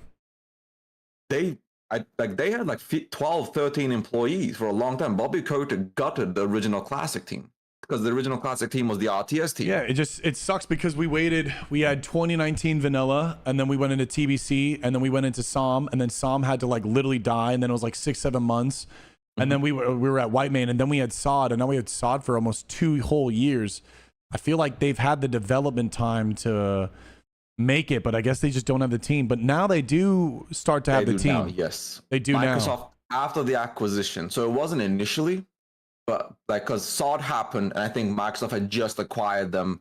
And I think since Microsoft's acquisition, the team has grown. They have resources now because you can see the difference between phase 1 and phase 2 were really good, but then you see in phase 3, 4, 5, and 6 that they clearly like budget time. They limited what they were doing. Yeah. And then you get phase 8, which is a whole new zone, 8 new bosses, a lot of new, like the tier. I mean, it was cool looking tier, but you know, so many classes shared it. But the devs are working and improving. They're not perfect, mind you. Like SOD is not a perfect game, but the fact that they did that much with so little, and now that they've grown, it does give me hope for Classic Plus because I've talked to them. I see them. They actually agree with you on GDKPs, for example, because I know you're like incredibly anti GDKP. And the devs are wholeheartedly against it because of what it does to the game and the culture and the world, which is honestly one of the other questions I had here. What are your true thoughts on GDKP? Assuming, let's just say, as in the current state of the game, would you like GDKPs to be added back, yes or no? Current state of anniversary on a 1-year cadence that we've already blown the back out of, yes, I think the game could use GDKPs. However, I also think it's not a good thing to add the GDKPs. Like for the game itself right now, it would be good. However, for Classic Plus in the future and just like the community as a whole, we should never reintroduce that to the game, like to the player base. Because what it does is like, I saw the plan. Once they removed GDKP's phase 1, I instantly knew what they were doing. It takes a long time to reteach the community something. So when they gave us GDKPs, everyone was going crazy with it. So if they just let GDKPs in anniversary or let GDKPs in at all, when Classic Plus comes, that is all the game devolves into. The players will devolve the game into the efficiency, and then there's no more RP, there's no more nothing. It's literally just GDKP and gold, and like that's it. So it's really, really bad for the brand of the game, the integrity of the game, the culture of the game, and like getting someone new to play the game, and they're like, oh, what? We're gonna group up and get a guild and kill a dragon? Nah, bro, you're gonna buy gold and like join this group, and these guys are gonna carry you, and you're gonna pay gold for the gear, and then that's it. Wait, what? So in anniversary, in the vacuum space of anniversary right now, it would be good. Yes, it would be better. That's just because, like we just yapped about for the past 20 or so minutes, that everyone is just beating the game and completing the game, and it would just add for more. And it's also a expedited cadence, but again, it ruins the economy furthermore and whatnot. But I'm so against it. I think it's terrible. I think it's really terrible. I have a question. Go ahead. Because I think I look at it from 2 perspectives. One, at the end of the day, I'm all for people playing the version that they want to play, right? I have no hate on the way people like to approach the game. If they enjoy a certain way, they enjoy a certain way. And maybe there should be other servers like we were talking about earlier, like we were talking about the world of like, you know, having that one layer or having, you know, no Warlock Mafia or no Mage Mafia, right? None of that. But at the same time, right? There is an incentive that I do see about GDKPs where I differ a little bit from you, Shobek, where I do think, in a way, GDKPs enable the current guild in the raiding scene to want to get the bosses done. there is a certain mentality about it, and I'm not being pro GDKP in this scenario. I'm just saying it makes the other people around you motivated to get the boss down. Because how many times has anybody been in a raid where you're in molten core for 4 hours, 3 hours? Somebody keeps wiping because they're not doing the correct mechanics. Can I jump Somebody in? keeps, and here's the thing. But hold on one sec. Here's the thing. I do think GDKPs with the gold buying are bad, but I think in a real world, the best solution is to have a server with GDKPs and a non-server with GDKPs and see which one thrives. And I think that's what you do, personally. Okay. Can I jump in? Yeah. Where's Whitemane? Why isn't everyone playing on Whitemane? You have everything you want. You can raid on everything. Why isn't Whitemane flourishing? Why is Whitemane absolute? I mean, yeah, there's raids on Whitemane, but why isn't Whitemane completely cannibalizing Anniversary? Why isn't it? It's there. You have every single raid. You can do everything to your heart's content, and you can do it more. You can do AQ right now, and you can also go do Nax Ramus. What is it? Because it's you know, someone in the chat said it's not fresh. Oh, does that matter? I mean, we're already practically done with the game. It's only 2 things, and what are you chasing at that point? I mean, it's clear that the game, the GDKP, when you said we've all been there, that's somebody in the raid, because you are now labeling someone in the raid as a somebody, that is a direct correlation to what layers do and mecha servers do to the community. When you are actually on a server, it's more difficult to get into guilds because the social aspect of the game is way more intact. Your name has way more value and your word carries a lot more. When you are mega servers with thousands of people and everyone is just spamming to get in, the player is no longer a player. They're a class and what value they're bringing. And there is no sort of social hierarchy to support that. And if someone does do bad in the raid, there are repercussions. Because of all of the mecha servers in the layers, players are now invisible and they're not actually even players. They are glorified, shit-tiered, level 3 Super Smash Brothers NPCs on your team. And typically, people treat them as such because it is just too many people on the server for you to even keep a mental note on. And so when you have that whole like somebody thing and the incentive to clear the raid, that's all because of mecha servers and layers. One layer, if you have a chance to raid with a guild and you do bad, dude, that goes around. That goes around. So people are a lot more invested in themselves and how they act and how they game when the community infrastructure is intact. And on top of that, people that are doing GDKPs, not only, you have a couple things. First off, you have people just buying everything. And this is super toxic because yes, does it give the full tier 3 warrior a reason to play the game?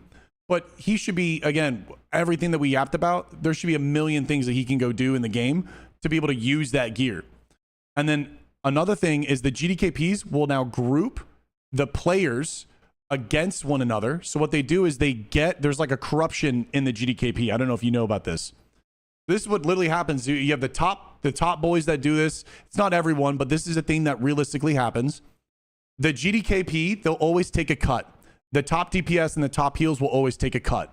Yep. So then from there, if you invite all of your boys, so for example, all of us are raiding together, say for example, CTS drops.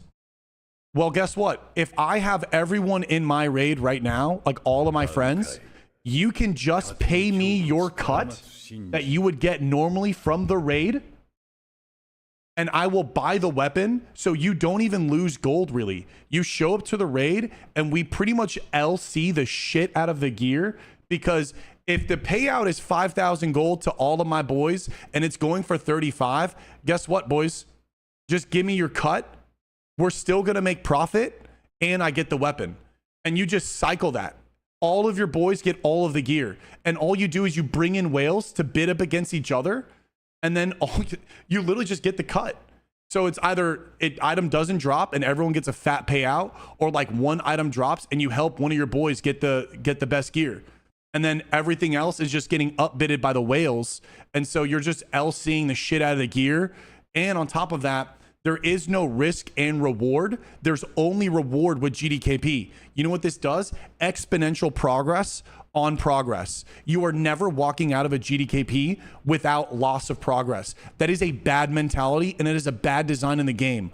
What fucking game would I ever want to play where everything I do is never a threat and I'm always progressing? The game is supposed to make you walk out with nothing. You're supposed to fail. You're supposed to not get it. It's World of Warcraft. You're supposed to be prevented from progress. That is what causes friction and stress and makes you evolve as a player. How can you even train a player to become better when they can just show up and then always progress on something? And then how does that look at a macro scale on the server? If everyone is progressing at such a large scale from gold and everything, what ends up happening? What even is meaning anymore? Oh, that's right. Nothing does have meaning anymore. Why? Because it just comes to how much did you pay for that? And then, so there's levels of corruption. There's changes in the infrastructure of the social hierarchy. There's changes in the reward structure of the game. It all fucking crumbles. It all crumbles. For what? Well, let me ask you It's this. actually- Let me interject go real ahead. quick. What, like, just being genuine, and I just want to just ask from like 100% honesty here. Yeah. In the current player mindset, and Ebbet, I'm curious about your take on this too. What do you realistically see being the more thriving server? And I'm just being like 100% honest. I know the passion's there, and I get it. We all have that passion, you know, for World of Warcraft. But in the current setting, 2025 of the month of May going into June, if a server was to open up, let's say June 1st, and everybody can answer this as well at the same time, what server do you think thrives more, the GDKP server or the non-GDKP server? As it is right now. Right now, Wait, hold on. By what state- metric? with By the what player metric? mental- By what metric? by going off the player mentality in the current state of anniversary of the auction house, of the economy, of where we're at as a phase, what server just thrives more than other? If there was like a year run from like June, starting June 1st, out of nowhere, the non-GDKP or the GDKP one? And I'm just curious to see where you guys are, both of you, on an honest situation. Because I'm going to be honest with you, and I'll tell you right now what I personally think. I low-key think the GDKP one would be more poppin', because of people going into raids, getting their consumables paid for, wanting to get in and out. They already rushed the game at 60 anyways in AV. They set in the settings of a WoW setting. They put the smart collision, and they auto run from one place to the other in AV already. They're already buying Will to Sell Mara boosts, SM boosts, RFC boosts, SFK boosts. They're buying ZG boosts. They're getting summons already. So in my personal opinion, I think it'd be the GDKB with a non-bias, just being honest with you. But what do you guys think? It's so the question that you're asking in this particular instance, in these particular parameters, the GDKP server would do better, and there's a specific reason for that. It's not because GDKPs are better, because I do actually agree with Chobek that GDKPs erode social structure and community. The problem with GDKPs isn't that it's the GDKP, it's this fact that there is no server identity, there is no GM, there is no punishment for gold buying aside from a 2-week. That's a vacation. That's not a punishment. Nobody's going to give a shit about getting a 2-week vacation from WoW because they bought 50,000 gold. It doesn't affect the game or the integrity of the game. So as it stands right now, GDKPs are more profitable, they're smoother, the raids always do well no matter what you look at it. For the classic player base, a GDKP server will do better because of how the game is structured and the consequences of how you play and interact with the game world. If there were actual GMs that did ban all the problems, a non-GDKP server would do 10 times better. But because that does not exist, that's a dream, the GDKP server would do better based on current classic player mentality. But that's solely due to the fact that we don't have any restrictions or security or any functional oversight on the player base. And that's also If because you were getting permabanned, sorry, go ahead, Shubba. I was gonna say, like, also because that's all that's left, right? Like, all the actual players, they're gone because it's not the game anymore, right? So, I mean, like, yeah, and then also too, like, everyone will just go off of, oh, there's more raid logs, because that's the only metric you can even go off of. It's just more raid logs. Like, yeah, no shit, you're gonna have more raid logs. Homie's gonna have 15 characters. He's just gonna live and breathe in raids. Yeah. Does that mean there's a healthy game because you can just jump into an MC? Does it mean that the game is healthy? Does it mean it's more thriving? No, that doesn't define a Just- healthy yeah. server. Well, so it's Just like living what in raids and not living in the world. well, not even like, what are you going to do? Like, what metric are you even going off of? Are you going off the metric of an easy molten core? Are you going off the metric that you don't have to farm consumables? You don't really have to farm consumables to play the game. I mean, like, there's so many ways for you to make gold in the game. There's so many different ways, and it's like, of course it would probably do better in like Abon said, with the given circumstances. For sure. That's why I said earlier, once we open up the can of worms, in this instance, GDKP would be good. However, it's a mute conversation, because you don't want that to be anywhere near your player base, because it's not even about this anniversary server right now. So let's say like we did what you said and we created the GDKP server. Well, guess what happens when Classic Plus comes out? Or let's not look that far out. What's going to happen when TBC comes out? Oh, we want a TBC. Well, we're spliced again. Why are we constantly splicing? Motherfucker, do you know how many times a day I get what server are you on, Shobek? There's more servers than damn pronouns in this fucking shit. There's so many servers. Bro, I got Clatta, Mop, fucking Remix, Plunder, Storm, this. I got White Main, GDKP. I got Anniversary. I got Retail. Dude, there's so many, dude. I don't even know what I am anymore. I don't even know. And so it's like, dude, we are not splicing the community anymore. Like, we just, A, that's not an option. And then B, you can't introduce it because you need the players to learn to step away. You just, it's like, guys, if you want to look at it as the good old days, you can look at it as the good old days. But that's it. And I guess it's kind of like a funny kind of connection that I'm having right now. Everyone that loves GDKPs, I'm looking at the camera so we can connect on this. Everyone that loves GDKPs and they fucking miss it, you now understand how I feel about this game. You now understand how I feel about this game. We are on common ground. You now understand it. You understand where I'm coming from. So at that point, you can't. It's GDKP. It's done. You cannot have it in a game. So it's interesting because there's been data that proves, it quite literally proves that GDKPs, and not just GDKPs in the sense of WoW, but across multiple games, it erodes the social construct of what makes the game good in the long term. And you can see that in a place like Cataclysm. It has about 100,000 raiders in raid logs right now. And you can literally, like, just the people I know playing Cataclysm, I know 2 guys that raid 8 times a week. 2 people. I'm not saying the average Cataclysm raider is raiding 8 times a week, mind you. But GDKPs, as you said, it makes a raid log so much easier. Like, it's an inflated number because of how easy it is to raid.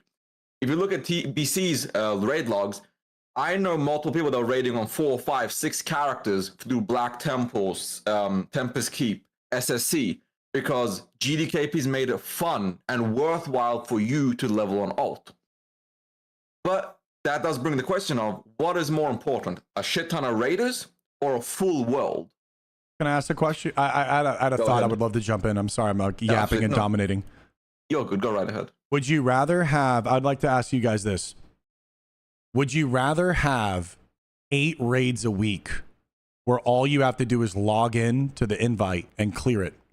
Or would you rather have 1 raid and the entire week you spend playing the game with your guildies, running around the world, fighting for every single inch, every single gold, every single resource, creating adventure and creating memories along the way, and you only got to raid once?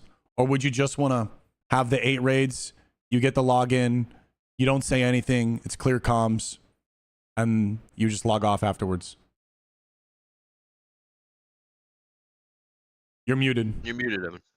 If you ask me, for Classic Plus, because like honestly, I'm just tired of raiding at this point. Like, I'm leveling an anniversary, I'm gonna hit 60. I'm not gonna touch a raid. New game. No, a new game. Not even Classic. New game. Yeah. I would want the most core vanilla experience, but modernized. So a lot of changes, mind you. But I would like it that the world matters. You want to go out in the world and grind. You want to get your consumables. You want to make friends. I know people can still do this in today's day and age. I know you can still go there, run a dungeon, and make friends. I know that still happens. I remember 2007, 8. I remember 2012 or 10 when I was playing, and I remember just getting on, running a dungeon, and then playing with that same guy because we just vibed and started chatting for days afterwards. I miss early 2019 where everyone, like, I remember the launch of 2019. I made a guild because it was fun. We got together, third MC cleared on the server, or second MC, I don't remember at this point. And the community was fun. The vibes were there. Everybody was like, the friendships I made lasted years. I met my wife in 2019 playing World of Warcraft. Would you meet your wife in a GDKP? Hell no, because no one's going to be talking. Everyone's deathly quiet, just raiding and clearing the content. And my point is, I think GDKPs are bad for the game long term, but 100% necessary right now, because there's no reason to have them removed. Because in the current state of Anniversary, GDKPs being removed does not make Anniversary a better experience. It but for Classic doesn't. Plus and future versions, But you don't have add that shit. you have to get the player base away from it sooner, because you have to understand, if you allow GDKPs now, then they're going to want GDKPs in TBC, and that means right at the start of Classic Plus or whatever comes in, guess what every single form, guess what every single QQ, guess what everyone's going to talk about? I want GDKPs. Why? Because you're ripping it from them right then and there. You have to rip off the Band-Aid now, so then they can start growing. You have to change the person's fixation. If you let it here now, they're going to be fixated when the game comes, and you have one chance. You have one shot, especially in this world. One fucking shot. If you add GDKPs now, then they're going to want it in TBC. And if you're going to give it to TBC, or even if you don't, it doesn't matter. It's still closer to Classic Plus. You need it gone. It's already been gone. Keep it gone. You have to let them learn. It's like a breakup. If you just break up right at the start of Classic Plus, no GDKPs, homie, you're gonna be fucking derailed. You're gonna be like, oh my god, bro, what? This is ass. This is ass. And guess what? You're missing all the beauty. And all of that is gonna seep into how players treat each other, how they treat the game, how they treat the world. No, you can't. So I do have a question. Do you think it's GDKPs that broke the social construct, or do you think it's the community that broke the social construct? Do you think the GDKP problem is GDKP's fault or the community's fault? And like, which? It's Blizzard's fault. It's no one else's fault than Blizzard's. What do you mean, bro? 350 mob fucking Mara? Get that out of here. No GMs? Get that out of here. Bots everywhere? Get that out of here. True. Well, hold on. I don't know. Well, let me ask you this. I mean, how can it be? Well, here's the thing, and I'm not shilling for Blizzard. I can care less if they get packed up or not. At the end of the day, I still love WoW. But I'll still say this: how can it all be Blizzard's fault if it's not from the community that started the GDKPs themselves? They're the ones who started the GDKPs. Now, I'm not saying Blizzard can interject and just say, stop, there you go, done. It's finished, that's it. We're not doing this shit no more. Here's a policy, TOS. For sure. But it started from the community, and the community, they still thrived upon it. So we can't just all say it's 100% only on Blizzard at that case, because I do think sometimes, and it's a hard pill to swallow, but us as the community don't like to accept facts and truth. And I think there's some point when we like to point the fingers at everybody else except ourselves. And I'm not saying Blizzard is innocent here, but I'm just saying it's Blizzard, and it is also us. Absolutely. However, that's all I'm saying. However, the changes in the game that led up to then GDKs being what GDKPs are today. Does that make sense? There was GDKPs back in Wrath. There was GDKPs in TBC. There was GDKPs back in Original Vanilla. Now, they weren't prominent, but because of the changes, because of the things that have happened over time, GDKP just became more and more popular by design because of what Blizzard was doing to the game. If there was a one-layered server, right, and there wasn't mage boosting and all this other stuff, it would be interesting if there was an authentic GDKP, right? Imagine GDKP with no gold buying. Well, that's a can of worms that we haven't opened up yet. Imagine that world. Well, that was kind of the world technically back then in somewhat ways. But like when you look at it, it is absolutely Blizzard's fault and it is absolutely our fault as well. We have bought into the idea. But again, if you give a kid candy and then you sit him down and then you put a whole fucking jar full of candy next to him and walk out the room, who's to blame? Who's to blame? Of course we're good. Bro, I want the freaking dude. They went to the candy store yesterday and they got the freaking Sour Punch straws, dude. Jar full of Sour Punch straws, raspberry or blue raspberry flavored. And they walk out the room and they're like, "Oh yeah, like don't eat it. We're just gonna go." Homie, like they set ourselves up to fail because again, you can't. You give a player an inch, they're gonna take a mile. Just look at New World. New World players found a dupe to then copy gold and items and ruin the entire game. Players legitimately ruined the entire game, the entire fucking possibility of a new MMO thriving. Players did that. Players did that. So if players are willing to do that, what are players willing to do? And this circles back to our first topic. Changes or no changes? Well, if you do no changes, the players are going to kill it. Players are going to ruin it. Because Blizzard has set things up to be ruined, for it to be ruined, and players are going to piggyback off of that and then actually ruin it. That's why changes need to be made in order for it to be kept, the integrity to be re-intacted, right? And then the game to actually be a video game again. It's kind of interesting because I was just thinking about it. If you look at 2019, GDKPs didn't start getting popular till around AQ's phase, and they didn't really start taking off until mid-late Nax, and then they blew up in TBC. It became the go-to thing. I think in Wrath of the Lich King, most guilds were doing GDKP to some degree or another because it was just so much more efficient of playtime. And it's kind of interesting because you see the same problem with retail as you do in Classic is time put in versus a reward taken out. And GDKPs will always reward you for your time. Even a bad GDKP, even a GDKP that fails, you're still rewarded for the failure. And in retail, you have looking for raid. If you're not a good player, if you're not a great player, you can either pay for a run or just go looking for raid and you still get something. It's not great, mind you, just looking for raid gear. And I think it's a community problem in the sense that people are at that age, that time, where nobody wants to do anything for no reward anymore. And I think the playstyle we're looking at with the loot councils and the communities and all those kinds of old styles aren't popular anymore because you're not always rewarded for your time. And people have played this game so long, so many times that they know what's coming. They know how it looks, how it plays out, how it ends up being. That people just want to play the game at the end because that's all that's left for the average player in vanilla, at least, or in TBC even. Because when was the last time you heard somebody say, "I have a blast leveling"? When was the last time you guys enjoyed leveling a new character to 60 or 70? I love that shit. I boost because it's the right character to say. I boost, but I only boost because it's in the game. But I think the world is great. I feel like I would want to add, like, imagine if you were a lab rat. You're like, imagine what type of lab rat you're creating when you are rewarding even failure.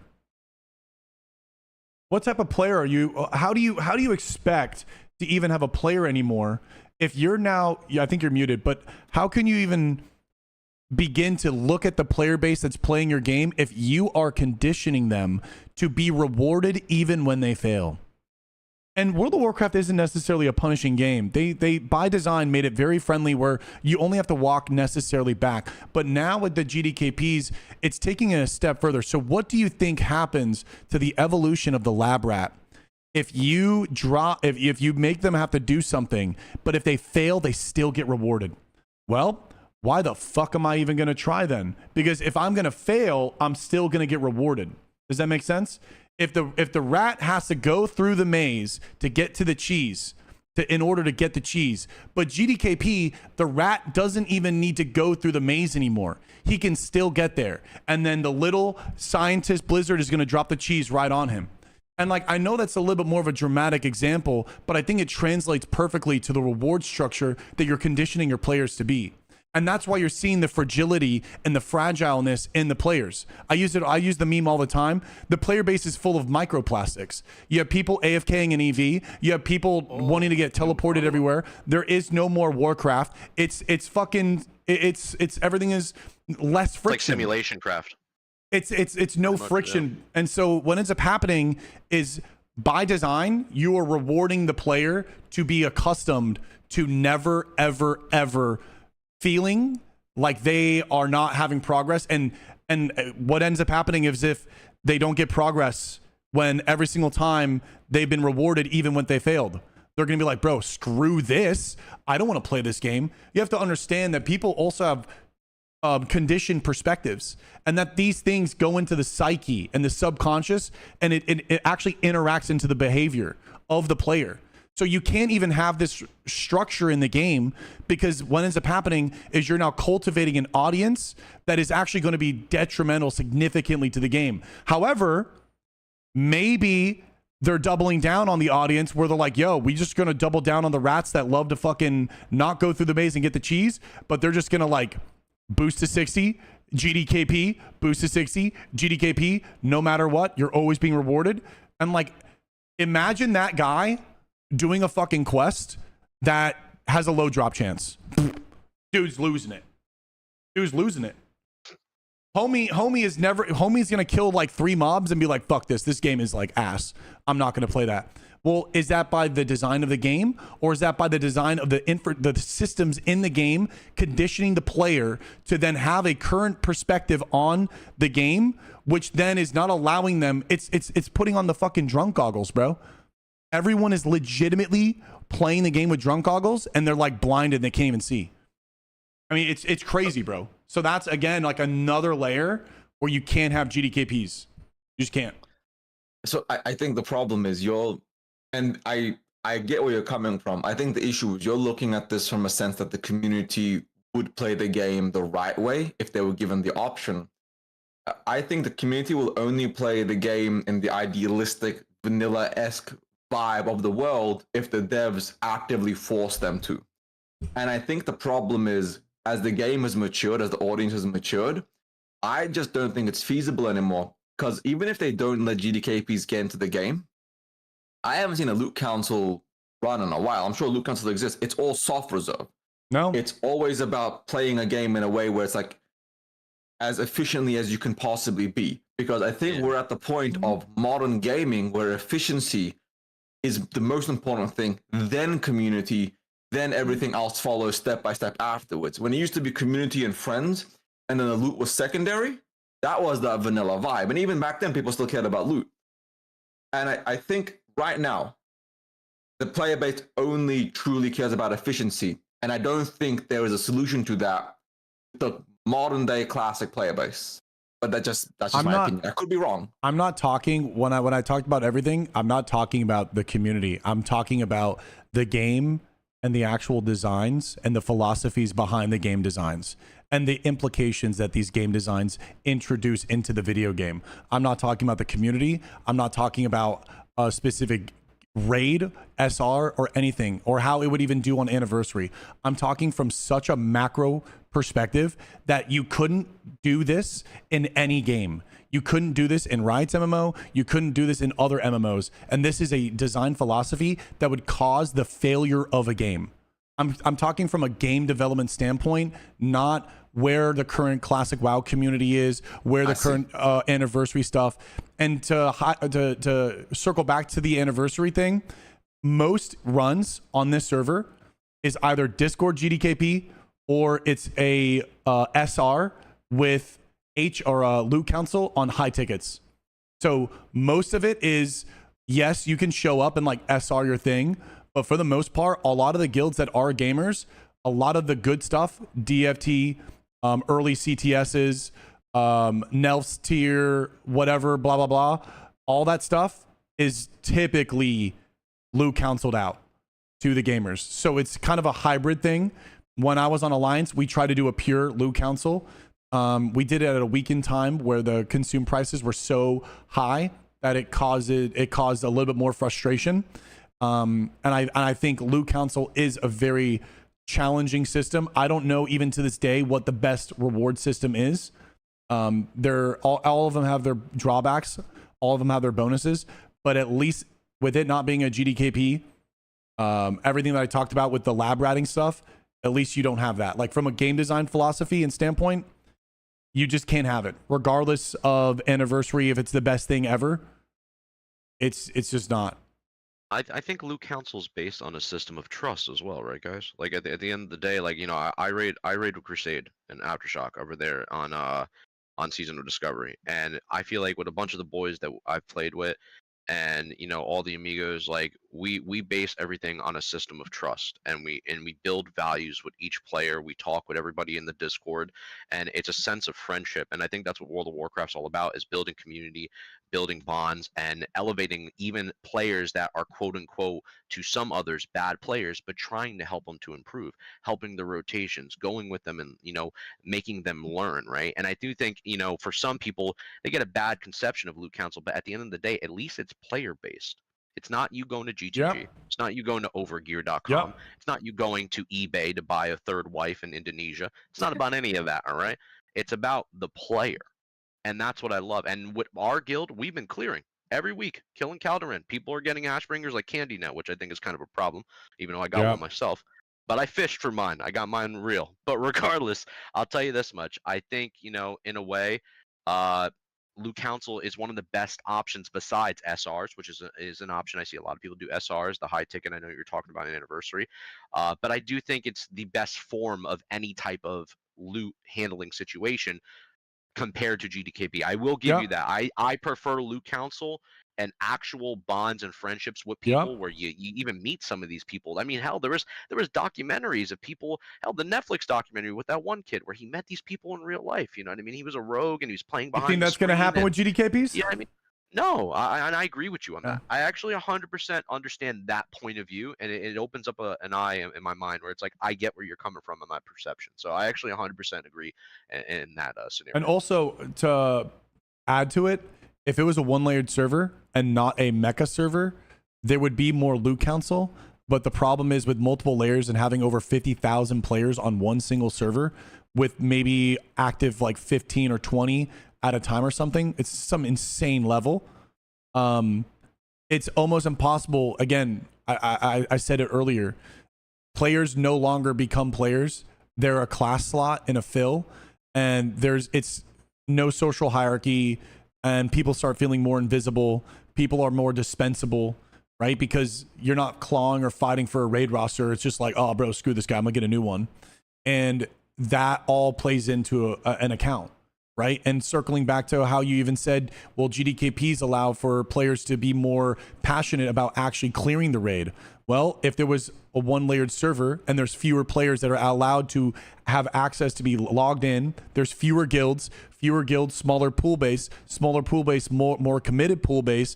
The officers in the guild now want to help out the new players because they're more inspired and wanting to actually fill out their roster and keep it consistent, because the ability to just shuffle in and out doesn't necessarily exist. So it makes more sense from an investment standpoint to invest in the player that can show up for the time slot and teach them, versus on the mecha servers, get the fuck out, replace, get the fuck out, replace. It's so easy. You're dispensable. So then from there, you can actually have a Loot Council system. And then from there, the foundation is now, there's two layers to the foundation of Loot Council. You have the top and the bottom. The top, this is the GM and the core officers, the core crew that actually started the guild and did everything, the trickle down of recruiting the guild. However, you can't just reward those guys. Doesn't work like that. The foundation is now all the new people. The true foundation of a Loot Council isn't the top, it's actually the bottom. The complete new randoms that want to just go on the journey with you and figure this shit out. They're the actual number ones. Now, of course, you're going to have people that drop off, but you're going to have a significantly higher rate of drop off on the mecha servers versus an actual one layer.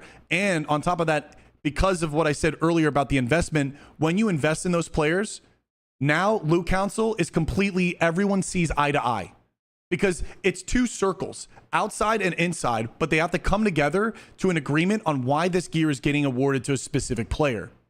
And so all of that now starts to flow perfectly. Do you see how Loot Council becomes absolutely fucked out of whack with mecha servers and like the shuffling of players and no longer, because again, I grew up on a server where there was a hierarchy of guilds and you would have to legitimately farm dungeons to get an epic, because just to get into the trial based guild, you had to have an epic. So there's guilds full of blues, then there's a guild with like 1 to 3 epics and they're like kind of clearing MC, and then it goes up and up and up. And then you have like the big dogs that are full clearing, but you're not getting a slot in that. So that hierarchy is where when you have that lower pop server, everything works so well. And I don't mean lower pop by like, you know, there's no one in the world. I'm talking a max pop full server with a queue, with GMs that don't allow bots to just be 25% or 35% of the population.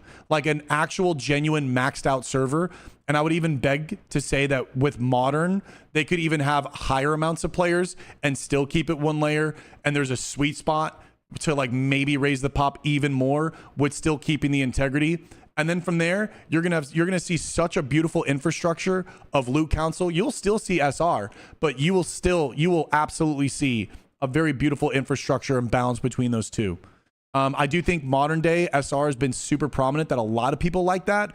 I just wanted to highlight that these mecha servers erode those systems and they don't let them flourish because of how players treat each other and the dispensability of players. And that is, by the way, by design through retail, because retail by design was just a queue simulator, and that queue simulator player habits seeped into Classic WoW and then now are kind of plaguing the way players interact with one another and treat one another in the game, and just treat the systems in the game as a whole.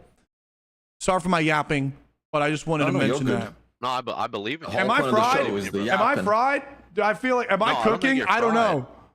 Did you smoke something? Depending on the chats you're reading, there are certain people that despise your takes on GDKP, but that is just the state of the game. People are going to dislike what you say. People are going to love what you say. It's 50-50. But that does bring a question. It's like, not counting Classic Plus, like adding new raids and new dungeons, like, you know, ignoring the plus content. What changes would you actually make to Classic? Like, the core game, say it's just a fresh server. Easy, bro. Okay. Go ahead. Let's hear this list. I'm actually curious. You fix Classic and make it big. All right. Dialed in. First off, we're changing some shit. Okay. Things are getting changed. The ability for you to acquire gold inside dungeons off of like grays and stuff completely changed. One of the biggest faults to the economy is the ability to purely abuse gold acquisition and gold XP in dungeons. Dungeons need to be completely refabricated, and like how players are transversing them through them and acquiring things. For example, going through Dire Maul West and just doing a run for a guaranteed thorium, abso-fucking-lutely not. Thorium, Black Lotus needs all that stuff needs to be out in the world. So there's no mage boosting. That's getting gone. There's going to be less XP from dungeons, but the quests are going to be triple, if not quadruple. The quests are the main part. That's going to allow players to go through these dungeons, experience them, and be heavily rewarded, but not turning them into a toxic thing where if it's a fresh server, no one's out in the world, everyone's just fucking off in a dungeon, and you see all your streamers like, bro, I got to do slave pens. Bro, I got to do slave pen spam. Bro, we got to like boost. No. Play the damn game. What that does is stretches out the first phase and makes people now level and not get to endgame so damn fast. Secondly, Warlock summons, as I said, that needs to absolutely go. Either completely gone entirely, or doing something where only a 60 and you can only click with 60s and it can only be to like one person. I don't necessarily know, because again, it could just be a new guild requirement that you need a 60 Warlock and you need 60 clickers, because people are so degenerate. In my opinion, take those things out. Another thing I would love to do is expedite the flying. So if you want to go somewhere, it's a straight shot, not a zigzag, and make it like 15 to 25% more. Create a Zeppelin from Ogremar to either the shores of Tenaris or to Thousand Wind Post, the Wind Post or whatever, in Thousand Needles. create a boat for Theramore, Menethil, and Darkshore that goes all the way down to Feralass. It connects the southern hemisphere of Kalamador. So now you can actually get to Silithus quickly instead of being like, oh, bro, I need a Warlock summon. You essentially need to take away Warlock summons, but then support the players on having a little bit more efficiency with travel that promotes world traffic and promotes the world to feel more alive. What this does is when you take away something, you're now supporting it with like an even more of a quality life that actually supports the quality of life of game. Not a quality of life to the game that erodes the actual quality of life of game. It's quality of life for the game and the player, not just the player, and erodes the world. So now you have no Warlock summons, faster travel, no mage boosting at all, higher XP on quests, 1 layer, in-game GMs. Honest to God, I think ZG should probably be a 40-man raid. I don't think ZG on a 3-day, I think it's just too fast. The 20 mins on a 3-day lockout, it's too fast. People are gearing up too quickly. And then big thing that I love, PvP world buff. You turn in 50 marks of each BG and it drops a world buff in your city. Also, you should be able to be in any city. You should be able to be getting the world buff in Darnassus, Ironforge, Stormwind, Thunderbluff, anywhere. So you can be anywhere. So players that are leveling, they can always kind of come together at the cities. This makes all the cities feel alive and thrive. Whether you're leveling in the Barrens or anywhere else, you can always just get there. So then you have the 50 marks for everything. So PvPers and the PvEers are now going to PvP because everyone fucking sweats in the game. And then you have the PvP world buff, which is massive. Buff honor from AB and buff honor for Warsong Gulch to make it more incentivized. Even though it's really hard, I've ranted on this. It's very delicate. I still think AV would still win, but maybe if they boosted it up a little bit, put a 20-minute timer on Warsong Gulch for the love of God, and also remove the invisible jumps because that has completely killed the community. It's really good for a very micro niche and competitiveness, but outside of that, it's non-existent, and people just want to play Warsong Gulch and not play cat and mouse with some dude doing invisible jumps. From there, 40-man raid for ZG, 40-man raid for AQ20, and make it like a 5-day lockout, so it's on an Onyxia rotation. Once a month, 60-man raid. Yeah, or an 80-man raid, once a month lockout. There needs to be something bigger. There needs to be something bigger. Maybe I'm on plus. Sorry, I'm on plus. Going back to Classic. All the gold, the best gold farming needs to be auction house, or the only way to farm gold would be out in the world. So like actually killing mobs. This creates conflict and a lot more people out in the world. If Blizzard's not going to fix the bots can't go into the system that they're manipulating and they're breaking. So the bots have to go out in the world. Well, if the bots are out in the world and they're trying to raw farm gold, well, players are going to have to also raw farm gold, and they're going to group up and kill. And then also now we're going to have territories because it's 1 layer and there's just going to be so much war all the time. World of Warcraft is actually now World of Warcraft. Get rid of DHKs. You're going to start seeing more world PvP. Get rid of DHKs. Make all the NPCs non-killable. What this does is allows people to do city raids. It allows people to do group raiding. It allows people to do world bosses. DHKs are so fucking toxic.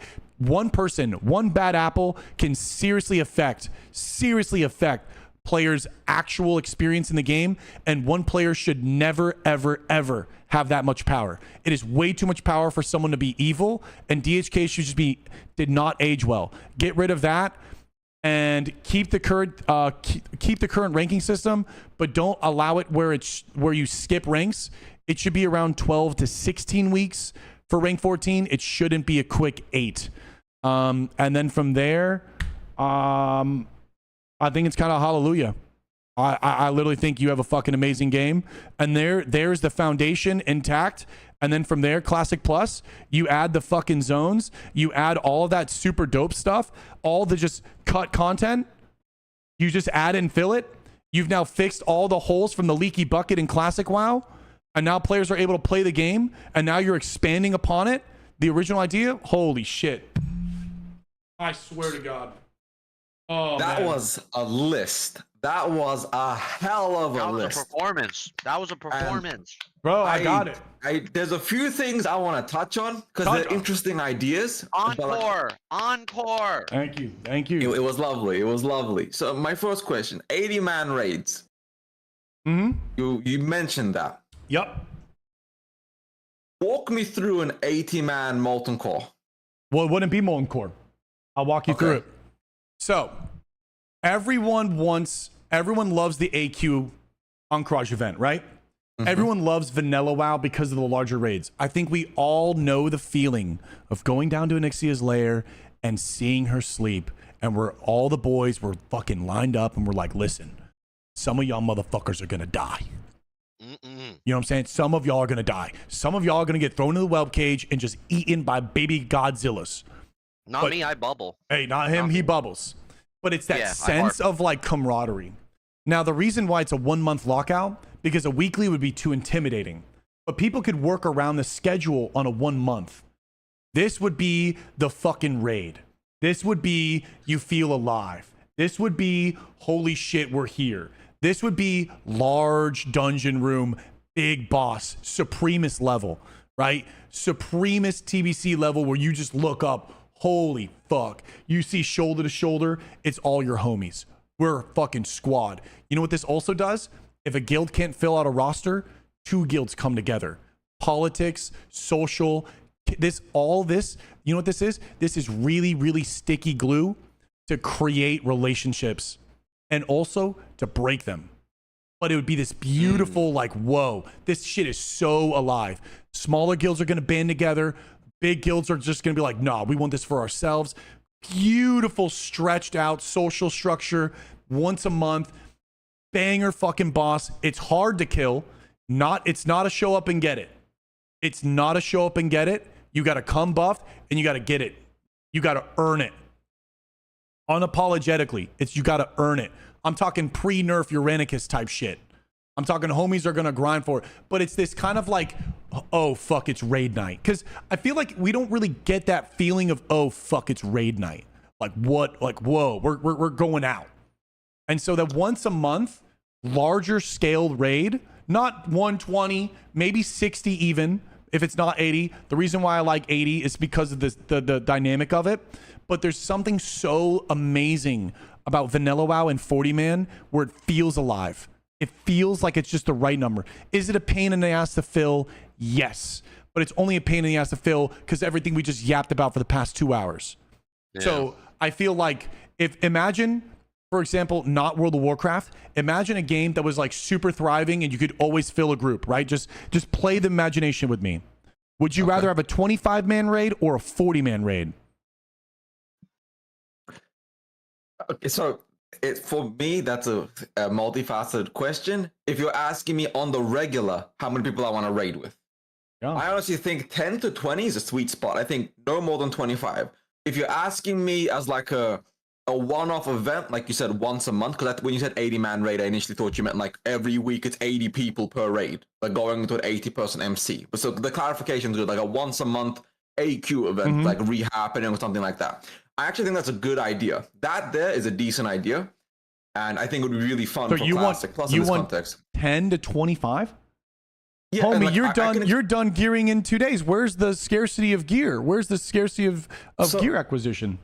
So I don't actually agree with that. I'll explain my point of view. I just want to answer the 80-man thing real quick. And with the 80-man once a month event, I think that's actually really solid and would be really fun. And like, I don't think the loot should be, I think it should be cosmetics or fun stuff. So everybody gets together. 80 of us, yeah, who gets the mount, who gets the pet, like, you know, those kind of like vibes, that the community rallying together to guild, because 80 is a lot of people. I think that would be really, really fun as a once a month event. In regards to the actual raid size, I'll tell you why I think 10 to 25 is the peak.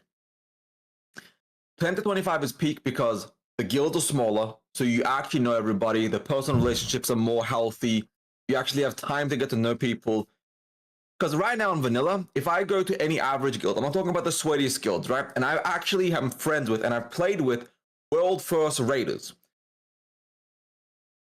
The average fun casual community and guild, you don't know 10 to 20 people in that 40-man run. If you've ever been in a 40-person guild, you're good friends with 5 people, your acquaintances with 10 to 15, and you occasionally play with about 20 people there because there's no time, you do not have enough time to feasibly play with 40 people consistently. If you do, you're a content creator, you're a full-time WoW player, or you're unemployed. But a 10-man or a 25-man raid team, that's more tight-knit. You actually know the people. You don't know everybody very well, but there's more time to play with people, more time to do activities, more time to hang out. Less loot drama, because there's less loot in general, right? Like, you're not dropping. Yep. Anniversary has a loot problem. A lot of people did rank 14 because there's no point even raiding, because there's 2 or 3 drops per boss, and there's 40 of us, and there's 27 warriors. So I disagree with you on the 40 being the right size for raid. But that's just personal opinion. Everybody is allowed to. So I would love to know your. I would love to know your stance then on gear acquisition, because 10 to 25, it completely removes the awe factor, especially when you look at it from a mecha server.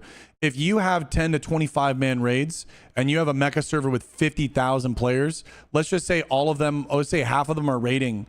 Well, that is like 4x the amount of raids that are going out, which means there's going to be 4x the amount of ZG Tigers, 4x the amount of Thunder Furies, 4x the amount of whatever epic weapon or epic item. And you know what that ends up doing is it makes it not as cool. So the issue is you have to find the balance act between social and also the gear hierarchy. Like, yes, you're right. A 10-man is a lot more closer. However, when you have a 10-man raid or a 25-man raid, you kind of don't really need to do anyone else or anything with anyone else in that. And it almost becomes like self-isolating. When you're 40-man, sometimes your friends aren't online in the guild. And maybe that might be a moment where someone new can help you. But it's kind of like, well, if their homies ain't on, maybe I'm not going to do anything, or I'm not going to be on. But if you have a 40-man raid, maybe someone new will want to help you. Maybe someone new is there. And then on top of that, you're still protecting the guild or the gear acquisition hierarchy. If you remove anniversary and you remove rank 14 right now, what was so amazing about WoW? We never really saw Thunder Furies. Well, you see Thunder Furies everywhere. My homie here said a little earlier, everyone's getting ash candies. It's dropping like candy. He had a problem with that. I wonder why he's having a problem with that. Oh, that's right. It's 25-man raid and it's dropping a fucking laundry list of items. People get done super fast. Again, circling back to the reward structure of the GDKP, the rat is being rewarded even when he fails. If the rat is being rewarded even when he fails, then what is the meaning to anything? If I can show up to a 25-man raid and there's 4 items that are dropping each boss, the likelihood of me coming out with a piece of gear is going to be significantly higher. However, me having meaning, me having purpose to that gear will be less, because Little Timmy, Steven, and Jake will all have it next to me. The reason why CTS is CTS, the reason why BOA is BOA, the reason why OSG is OSG is because 40 people are going after it once a week, and only one person, very important, can get it. Or a lucky ass motherfucker. You lose all of that. That is why large scale raids are always better, because it supports the social hierarchy. It supports the gear scarcity. Everyone wants the Lamborghini, bro. That's why we play this fucking game. We want the Thunder Fury on our back. I don't want Thunder Fury on my back if everyone has Thunder Fury. If I can go to Westfall and do a fucking quest for Thunder Fury, I guarantee you no one's going to have Thunder Fury on. And everyone's going to be like, oh, bro, you're cringe. You're just trying to flex Thunder Fury. Like, dude, it's ass. Scarcity creates the care. People want things that other people don't have. And you can't have it with low raids. So I 100% get what you're saying from the loot scarcity is important, but the issue is loot scarcity is not done right in vanilla, at least not an anniversary, because if the loot scarcity made the game a better experience, a better version, just made it so people actually cared, people would not be going to do the rank 14 grind for 10, 8, 12 weeks hardcore. The reason loot scarcity works is when it's on an actually rare item like Thunder Fury. Or, for example, at Yesh, adding loot scarcity to actually high-ticket items is the only time loot scarcity makes a game better. I have never heard anybody say, I've raided 8 weeks or 12 weeks to win, I got 1 shoulder tier piece, and I got an off-piece legs, and I got 1 off-piece weapon that wasn't even that great. I enjoyed my 12 weeks of raiding. a lot of people start getting bummed and burnt out, and that's the reason GDKP is so popular, because it ties back into that. When you make loot so scarce, so difficult, people are going to go to the system where they can get the loot, and it leads to a negative feedback loop. Hence why 40-man raids were good for vanilla back in the day, but the only reason they even did 40-man raids, they even said this, was because EverQuest had 80-man raids. They tried to make it more casual and accessible, and 40-mans was casual. And then they realized that the average guild and community doesn't actually like 40-man raids. The hassle of organizing, the hassle of a loot system, the loot scarcity of making sure you have the right amount of people. Because again, the loot scarcity is an issue in vanilla and anniversary because there's 27 warriors, not because there's not enough loot. So much loot goes to the trash because the tier is bad. Like, knowing now what we know about the game, vanilla's loot itemization, at least until Blackwing Lair, is dog shit for the most part. And the 10, 25-man raid bracket sizing, if we had the same amount of loot, 2 to 3 drops per boss, that's still good. It still takes weeks, if not months, to gear out your character. I do agree with you that loot scarcity does add that element of community and grind and like, holy shit, I finally got this. I got a CTS. I got Nelf's tier. I got, holy shit, I haven't been a warrior in so long. What's that one trinket that everybody, DFT. Yeah. I think you get that, you're like, amazing, but I don't think it's good for the game. So go ahead, sorry. The thing is that, one, I don't know anyone that's rating 12 weeks. I think that was kind of like an unfair representation. 12 weeks, one shoulder, one like other item. That isn't by any means what I was trying to go for. What I'm trying to say is, in Season of Discovery, I think we can all agree, homies are fully tiered out probably by like week 2 or 3. And everyone's just done. Everyone's done with the game, fully geared out, and everyone's walking around with the same exact thing on. And at that point, you're just leveling it all. So the thing is that when you introduce 25-man raids, again, I'm coming from a game design. When you introduce 25-man raids, you are now pretty much trading the game for an altaholic, and it's not even a game to main anymore. Because the gear acquisition is so fast, the playback loop will keep the player dried out and dried up, and they're like, okay, the only way for me to continue on from the game, if they're not a PvPer, is to legitimately just level up a new alt. That isn't good game design. It's just not good game design, because that means there's no depth, and that you're just carrying on the stick the dude post 3-4 weeks on a main and then just go and play a new alt. The reason why the gear scarcity is important is because when CTS drops, it gives a purpose for you to try in the raid and to like earn it. When CTS drops, people want to be the first one to get it, so they get world buffs, so they learn how to parse, so they learn how to play the game, they come prepared, they learn the fight. This whole like, I just want to show up mentality, it's just too soft. The show up mentality and like getting rewarded, again, it's literally just the lab rat. We've been conditioned so hard, and we're conditioning ourselves, not just Blizzard, but just in so many things, to be rewarded through failure. Like, it's going to completely ruin everything. Again, no one wants ZG Tiger if everyone has ZG Tiger. What is it then? What are we even playing the game for? If we aren't going to interject real quick when you get it, jump in. I'm going in. If I may, because I feel like you made a lot of good points, but I feel like there's also caveats to those points, if I may say. Yeah. The first thing is that I think you made a really good point with cities being like an invasion style thing where the Horde can go into Stormwind and Stormwind can go into Orgrimmar, and vice versa, Undercity, vice versa, Thunderbluff. You know what I mean? I think that would be really cool. Maybe like an hour style event where both the Ally and Horde can just go crazy on each other. And it's not like for the Horde achievement or for the Alliance achievement, kind of like we did back in the day. I'm talking about like actually having fun within city PvP warfare for like some type of, per clock of the day. But the one thing you said about, when it comes to when you were talking 80-man raids, and I was thinking about it and I was running it through my head, because I'm trying to understand it, and I could see the craziness in Discord already with 80+ people. I don't think I could take 10 people sometimes. That's just me, but much love to you.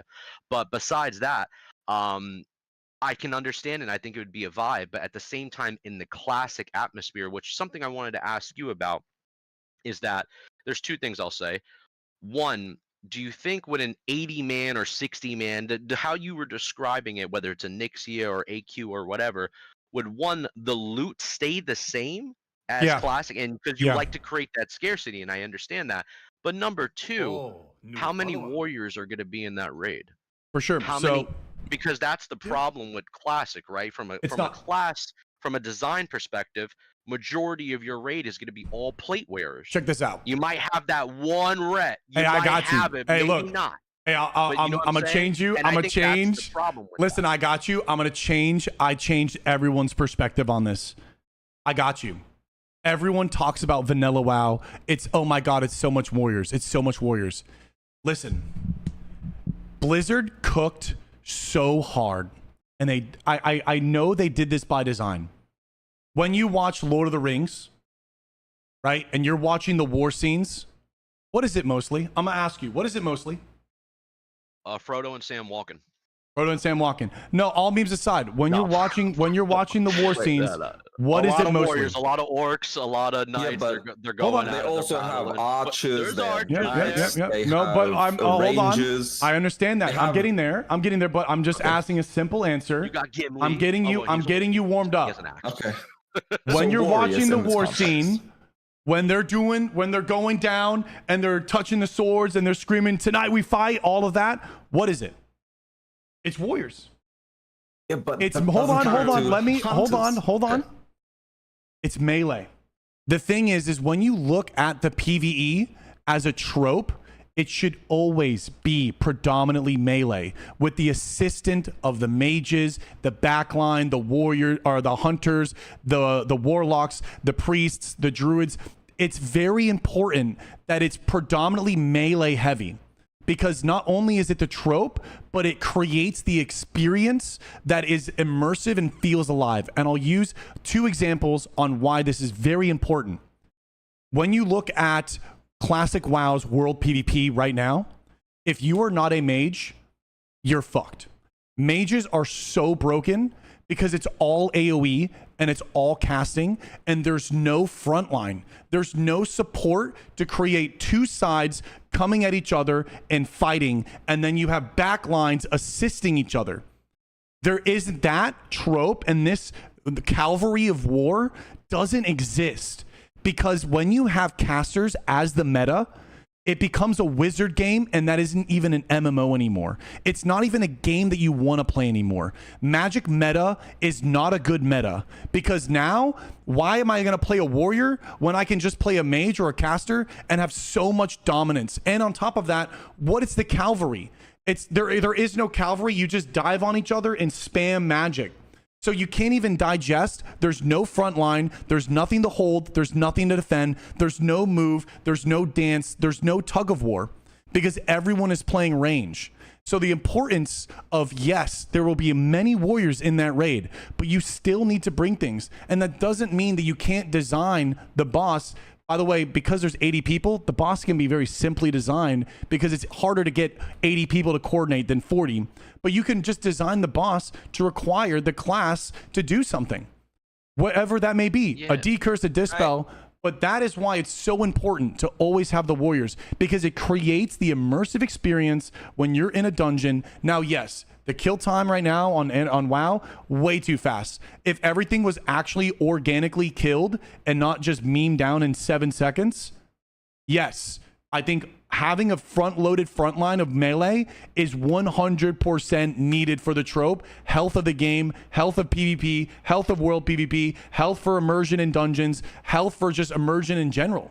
Whenever you watch any sort of anime, TV show, war movie, fantasy, novel, anything, it's always the people at the front lines holding it down, fighting it, and then they get support from the back. It's not just... Yeah, but would you say they're all Fury Warriors in every piece of anime and show you watch? Well, that doesn't matter. I mean, yes, I think there should be a variety of melee. I'm not against that. What I'm against is mixing up the dynamic of making more casters prevalent in the raid because it changes the actual functionality and feel of the fantasy world, turning it into a wizard game and not like an actual like Dungeons and Dragons trope, which it's pretty much designed and built off of. Can I ask something in this context? This was like something this is a really, really interesting take. And I get where you're coming from, But I don't think World of Warcraft was ever designed around the warrior meta or the fantasy trope, because even in Lord of the Rings, most iconic scene isn't the Battle for Helm's Deep. It's Gandalf the Grey fighting the Balrog, or Mount Doom scene where Frodo's holding the ring, or Gollum. The Battle for Helm's Deep and those battles are very iconic. Even the battle for Minas Tirith, those are all really iconic scenes. But most people look at Lord of the Rings and they look at the fantasy, the magic. Like, what's one of the most popular memes? Why didn't the eagle just fly Frodo and them to Mount Doom? Yeah. And I get what you're saying, that the warrior meta, I do agree that it is that personal fantasy, that clash of metal on metal. Even Warcraft 3 cinematic in the Reign of Chaos, that opening cinematic was the human knight versus the orc warrior, and they were clashing.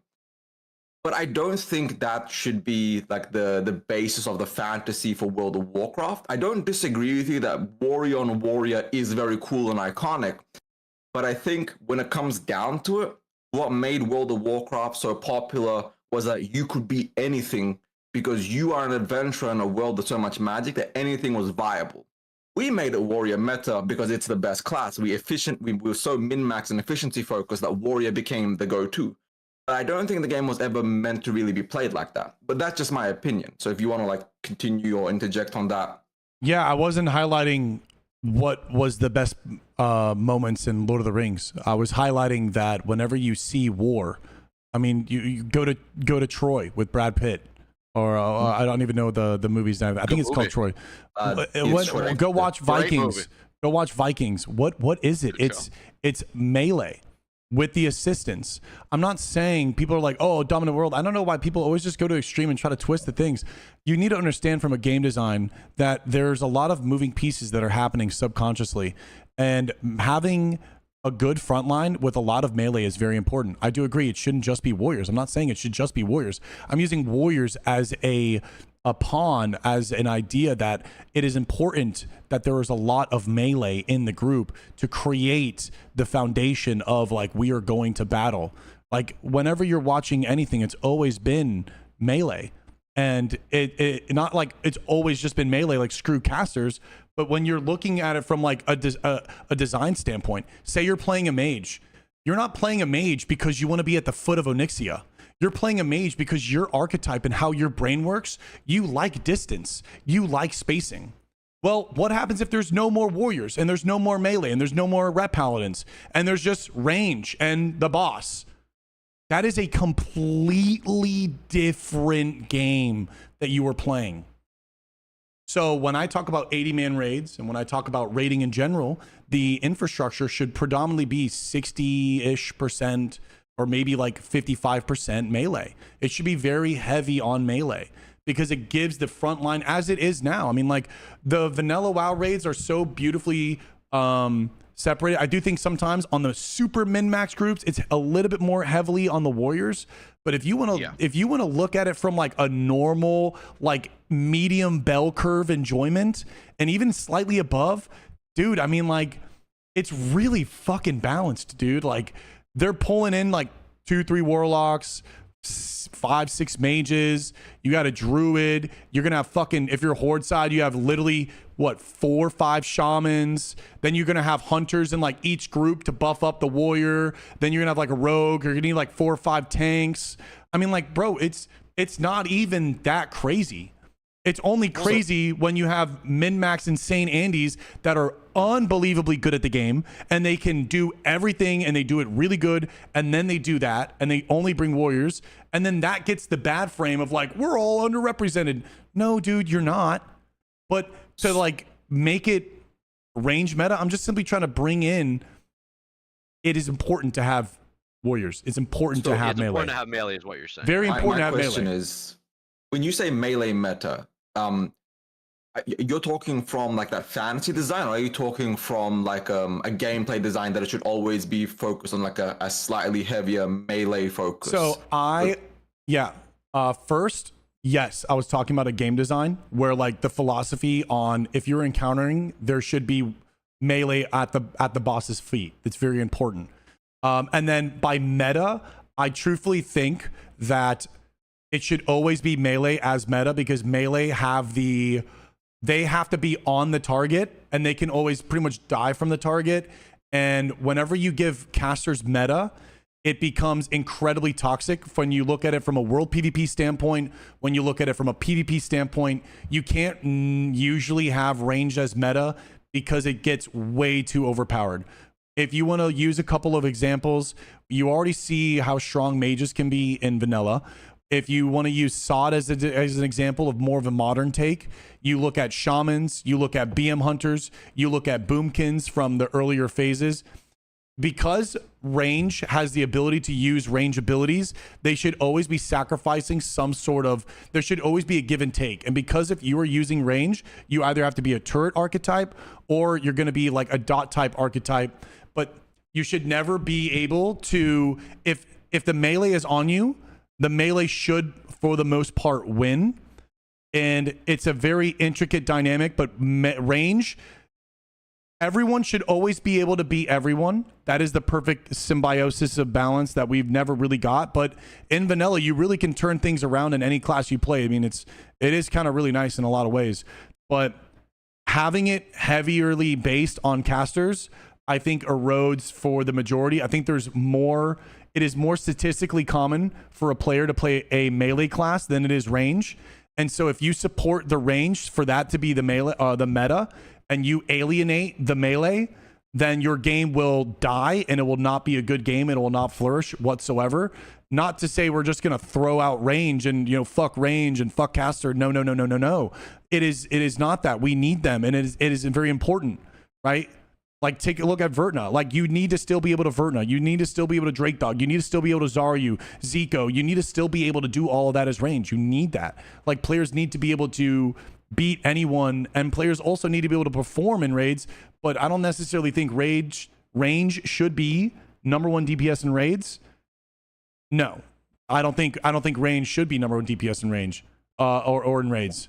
I honestly, because I think that comes to a much bigger question, though, because the thing is that, what you were saying with whatchamacallit, how like you feel like you want these other servers that are like maybe another world where this one layer server exists and all the the boosting is gone and all that stuff.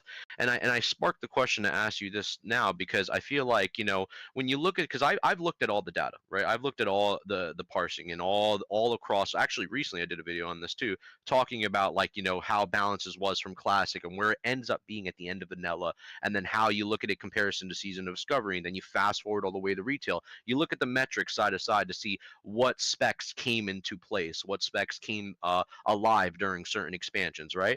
And I look at it from this point of view, especially what we're talking about right now in the grand scheme of like, this 80-man, 60-man philosophy of a raid. And I wonder, in your world, like that, at least what you're thinking about, one, I get to ask, do you want to see, and let's say down the line, C+, right? Do you want to see some type of world where the balancing, I understand you want the warriors from the fantasy perspective, but obviously the min-maxers don't care about the fantasy perspective, right? Let's just be honest. They just want to pump and dump, and simple as that. So do you want in this Classic Plus world, or at least this alternate server of vanilla, where balance is more in line of other versions of the game of WoW in a way where more specs are more viable, but still the melee are leading the charge in your perspective? Or do you not want it not to be like that, and you still want predominantly warriors leading the margin by a good percentage? And also, let me add this as a caveat, do you think Warcraft log should be removed? Yeah, so I'll tackle the first part. It's really, really challenging to buff up the casters, because you fall into the trap from a developer standpoint from power creep, feature creep, and mobility creep. So the issue is when you take a turret-based class or a dot-based class, most typically range classes are a turret archetype, which means they can't move when dealing damage. They have to stand still, and it's a charge up. Now, the thing is if you brought that closer to what a melee, which is rapid fire, but has to now be on the target. And again, a lot of the casters, range archetypes, they have abilities to, it's cat and mouse. So melee, we're playing cat, and the range is playing mouse. And then for rangers, they're the mouse running away from the cat. So they have stuff to peel us off, to just kill us, and we have to play the game and play it accordingly to be able to connect to them, and then we win. If in PvE, where you are no longer playing the cat and mouse, all right, and you buff them up, it ruins world PvP and it ruins PvP. You can't balance that. It doesn't work like that. So the thing is that parsers or people that play casters are typically bringing something to the table, dispel, decurse, buffs, whatnot, for the lesser of the damage. Because if they change that and made it where they are DPSing, you're going to see a power creep in world PvP, and then PvP is now ruined. We see this in SOD. Hands down, we see this in any version of fucking WoW. Hands down. Because now the player is going to be given something to maybe be able to deal damage while moving. Well, if they can do damage while moving, well, then what does the melee get? Well, if the range can now do damage while moving, the melee now needs a mobility. And so now we see the game going to shit. The game dies. So do you see how if they try to buff the damage and they try to buff these things? Now, I think yes. Little bit of mana here, little bit of mana there, little bit of tinky here, ha ha hoo. Yes, it's important because some things it's just straight shameless. And just because if they got a little bit more support, it doesn't necessarily mean they would be top damage, but at least they would be a playable role. I do think things in vanilla just are flat out unplayable. However, those things need to be playable and still in their archetype and not be the meta. Because again, when you make range meta, either you force melee to have mobility creep or you're giving mobility creep to the range and the whole game is dead. And then we're just running around button spamming and it has no soul. And we see that everywhere. We see that in every single version of the game, whether it's SOD, MOP, Kata, Legion, WoD, it's all mobility and feature creep. And then it's not even about what it's looking like now, which is already fucking bad. How does the game even thrive 4, 5, 6 years post out? How does the next expansion look like when they're trying to mix things up? Well, at that point, they're going to have to take away because they're going to be like, oh, fuck. Well, guess what? If you're going to take away, oh, fuck, everyone's going to be super mad, right? And so circling back to the perspective, we're getting conditioned. Players are getting conditioned.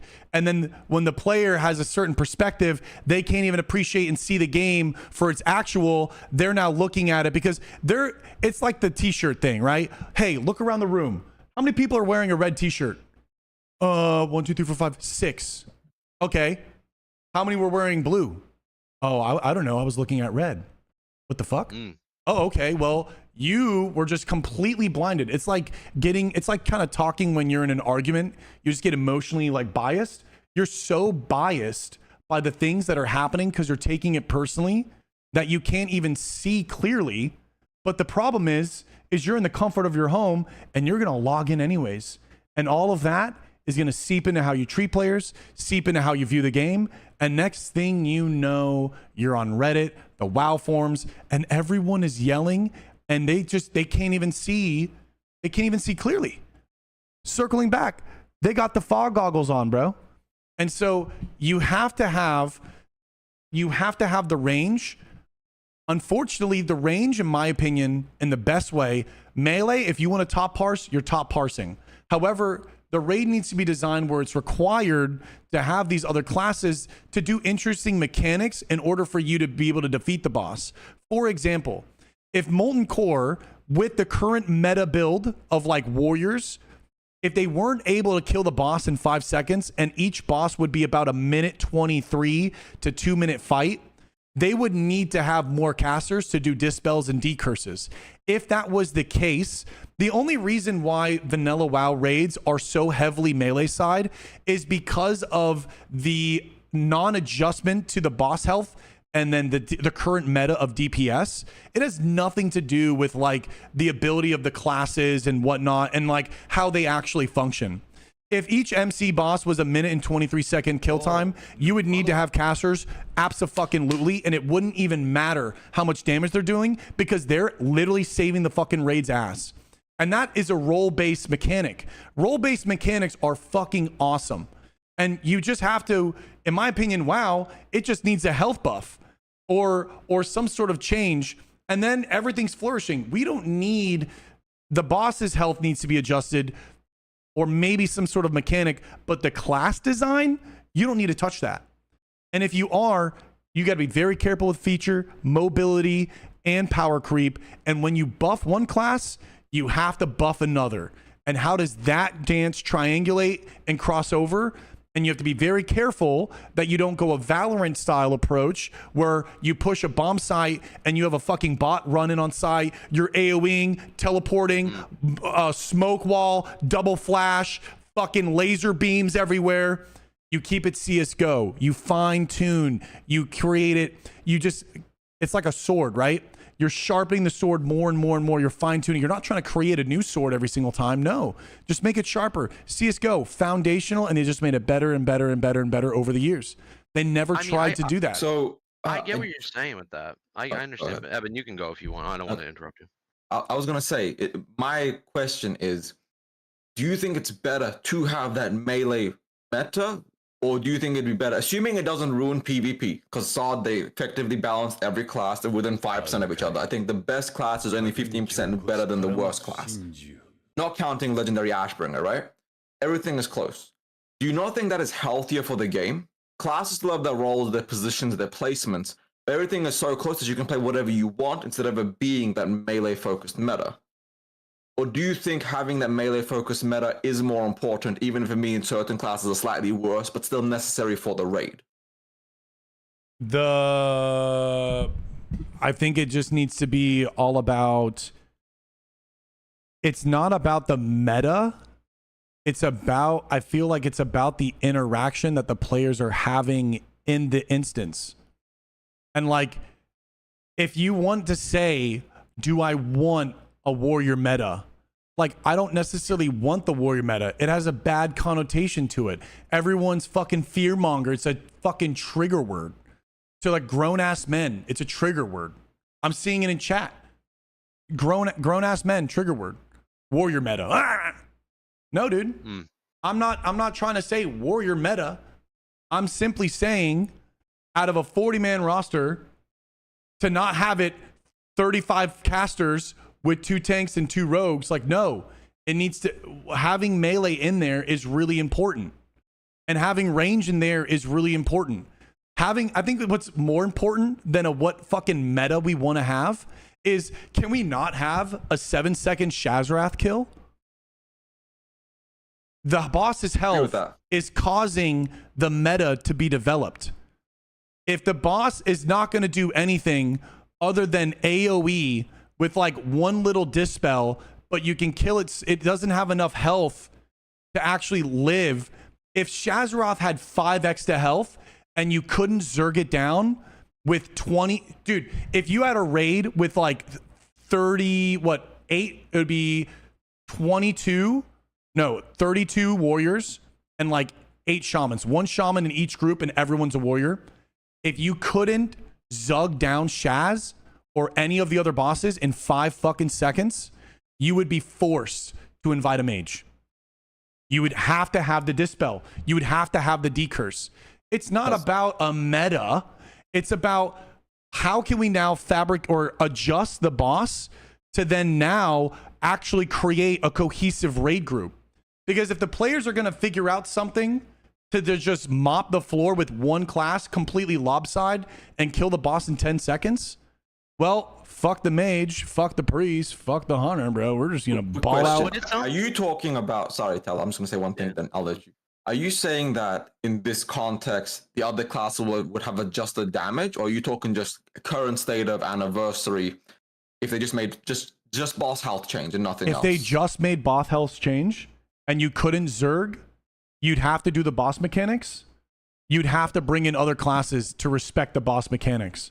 Warriors right now are so good because you ignore boss mechanics with world buffs. That's why. You have dads that don't know how to play the game, fucking just macro in, Q heroic strike into their shit, sit in berserker stance and press one button over and over again, fully world buff, nutting at crits, killing a boss in 5 seconds, and checking a third-party website. That isn't the game. That's not healthy to range players. It's also not healthy to melee players. If you just if you stretched out the health of the boss, you have to bring in other classes. That's why I was asking before about like, because I think you're speaking from a sense, because I know you're a PvP guy and I love it. You know what I mean? Hey, listen, I love to do it as well, and I understand what it's like for like a warrior and a mage, and then you're getting fucking sheep for 30 years into the next expansion.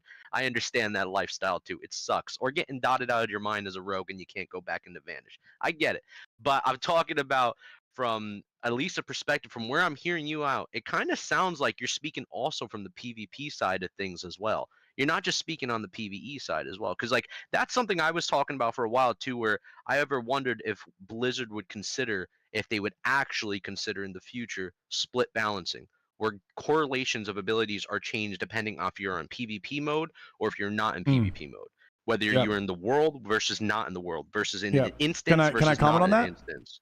Yeah, you could. I think the game the game has to be designed around world PvP and PvP in general. And the reason why is this. If you design around PvP and the player interaction, then the player versus player interaction will be fun. Because player versus player is unscripted and PvE by design is a scripted encounter, it's a lot easier for you to fit in the blocks and make the shapes fit together. With the game, it's harder to fit the pieces together with PvP. So if you fit that together and you make it super fun, it's a lot easier to do that with PvE. The issue right now is that they're just focusing on PvE when you can make it fun with the interaction of what the boss is doing. And you can still make it fun with the rotation that you are doing. But you can tailor all of that around PvP, so when you're in PvE, it's also super fun. But when you're in PvP, it's also super fun. Right now, the design philosophy is strictly only really about equality on classes, pumping and parsing, and having no afterthought of the repercussions of adding something into the game that is going to affect PvP. Something like overload, something like kill shot, something like combat potency. These abilities in Season of Discovery that add allowing the class to partake in parsing and be able to provide a good experience in PvE to a boss that sometimes is just standing still. So are we going to design the game around a boss that's standing still? But then when you're out in the outworld, and this circles back to the entire conversation that we just had, one layer, world PvPing, no mage boosting and everything like that.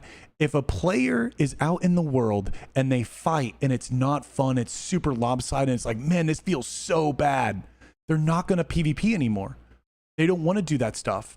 And that also teaches the player to maybe G2G and boost up and not have to deal with it, or maybe to just completely remove that side. If someone fights them, to just I'm just gonna take the L. I'm just gonna ghost walk, because it's so busted and lopsided. So now we're seeing the erosion of the entire world.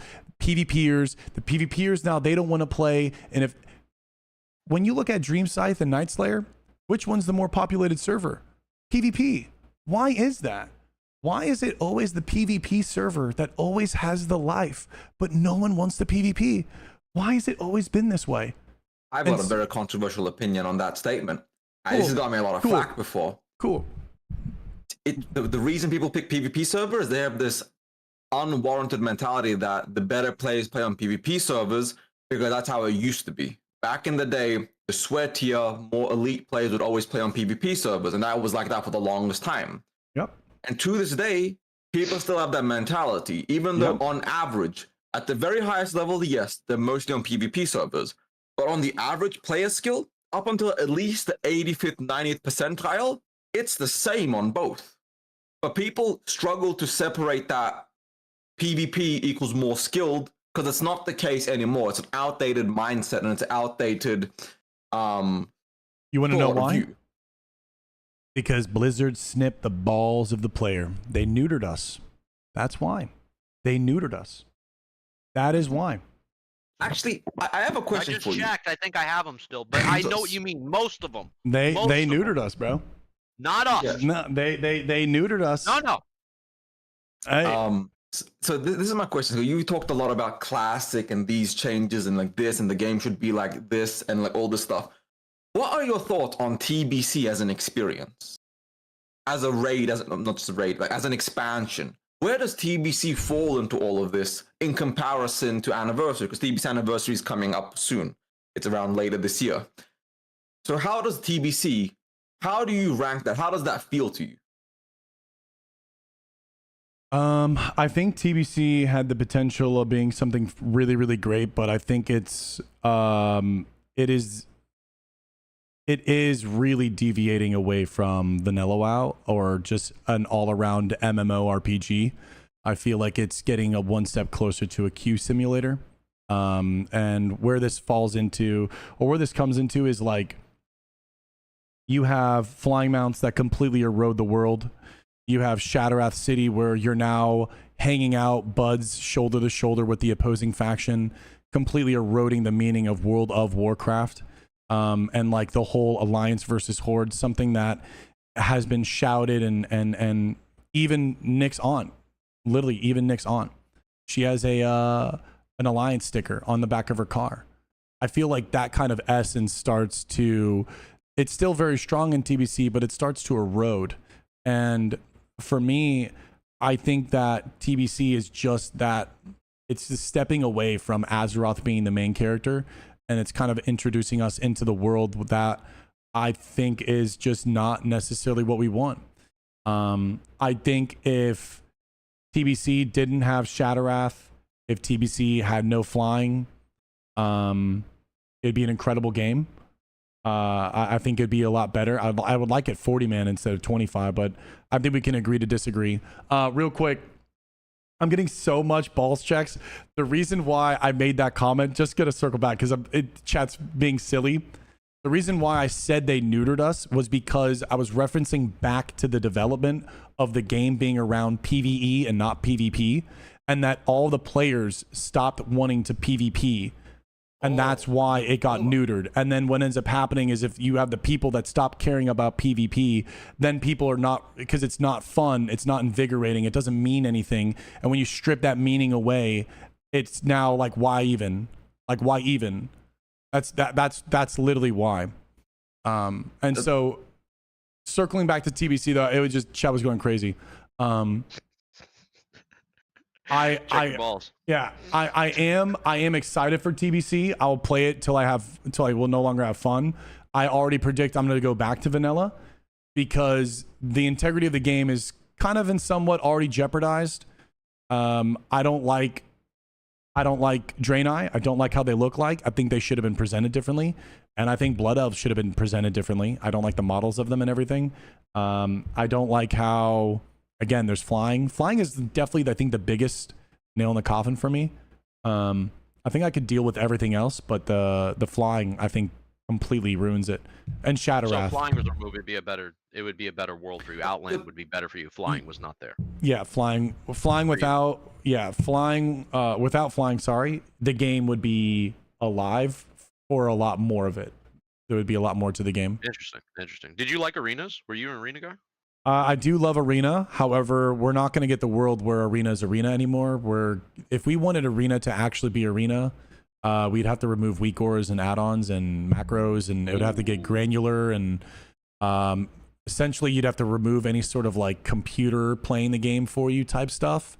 And we're not really not going to get that. So we'll see what Blizzard does. Maybe they ban professions. Maybe they do something. Hopefully they do something with the arena, because it's fun. And I think TBC has one of the best expressions of it, because TBC is the only expansion of World of Warcraft that is taking the CSGO approach with refining and making the game actually better, fleshing out, like you said, some of the other specs and whatnot, without changing the archetypes and the dynamic and eroding the fantasies of the game too much. But I still think that with Flying Mount, for me personally, the game is just kind of gone just because of Flying Mount. The Mounts. soul of the world. I get what you're saying from that, and I can respect that. Your thoughts, Hello? What are your thoughts on all of this? I mean, you know, As far as like like the conversation in TBC, me personally, I was a massive TBC enjoyer. I loved it. I was playing on Benediction during the TBC during the whole COVID era. Probably one of the most exciting times of World of Warcraft when we were all just going wild and having a good time.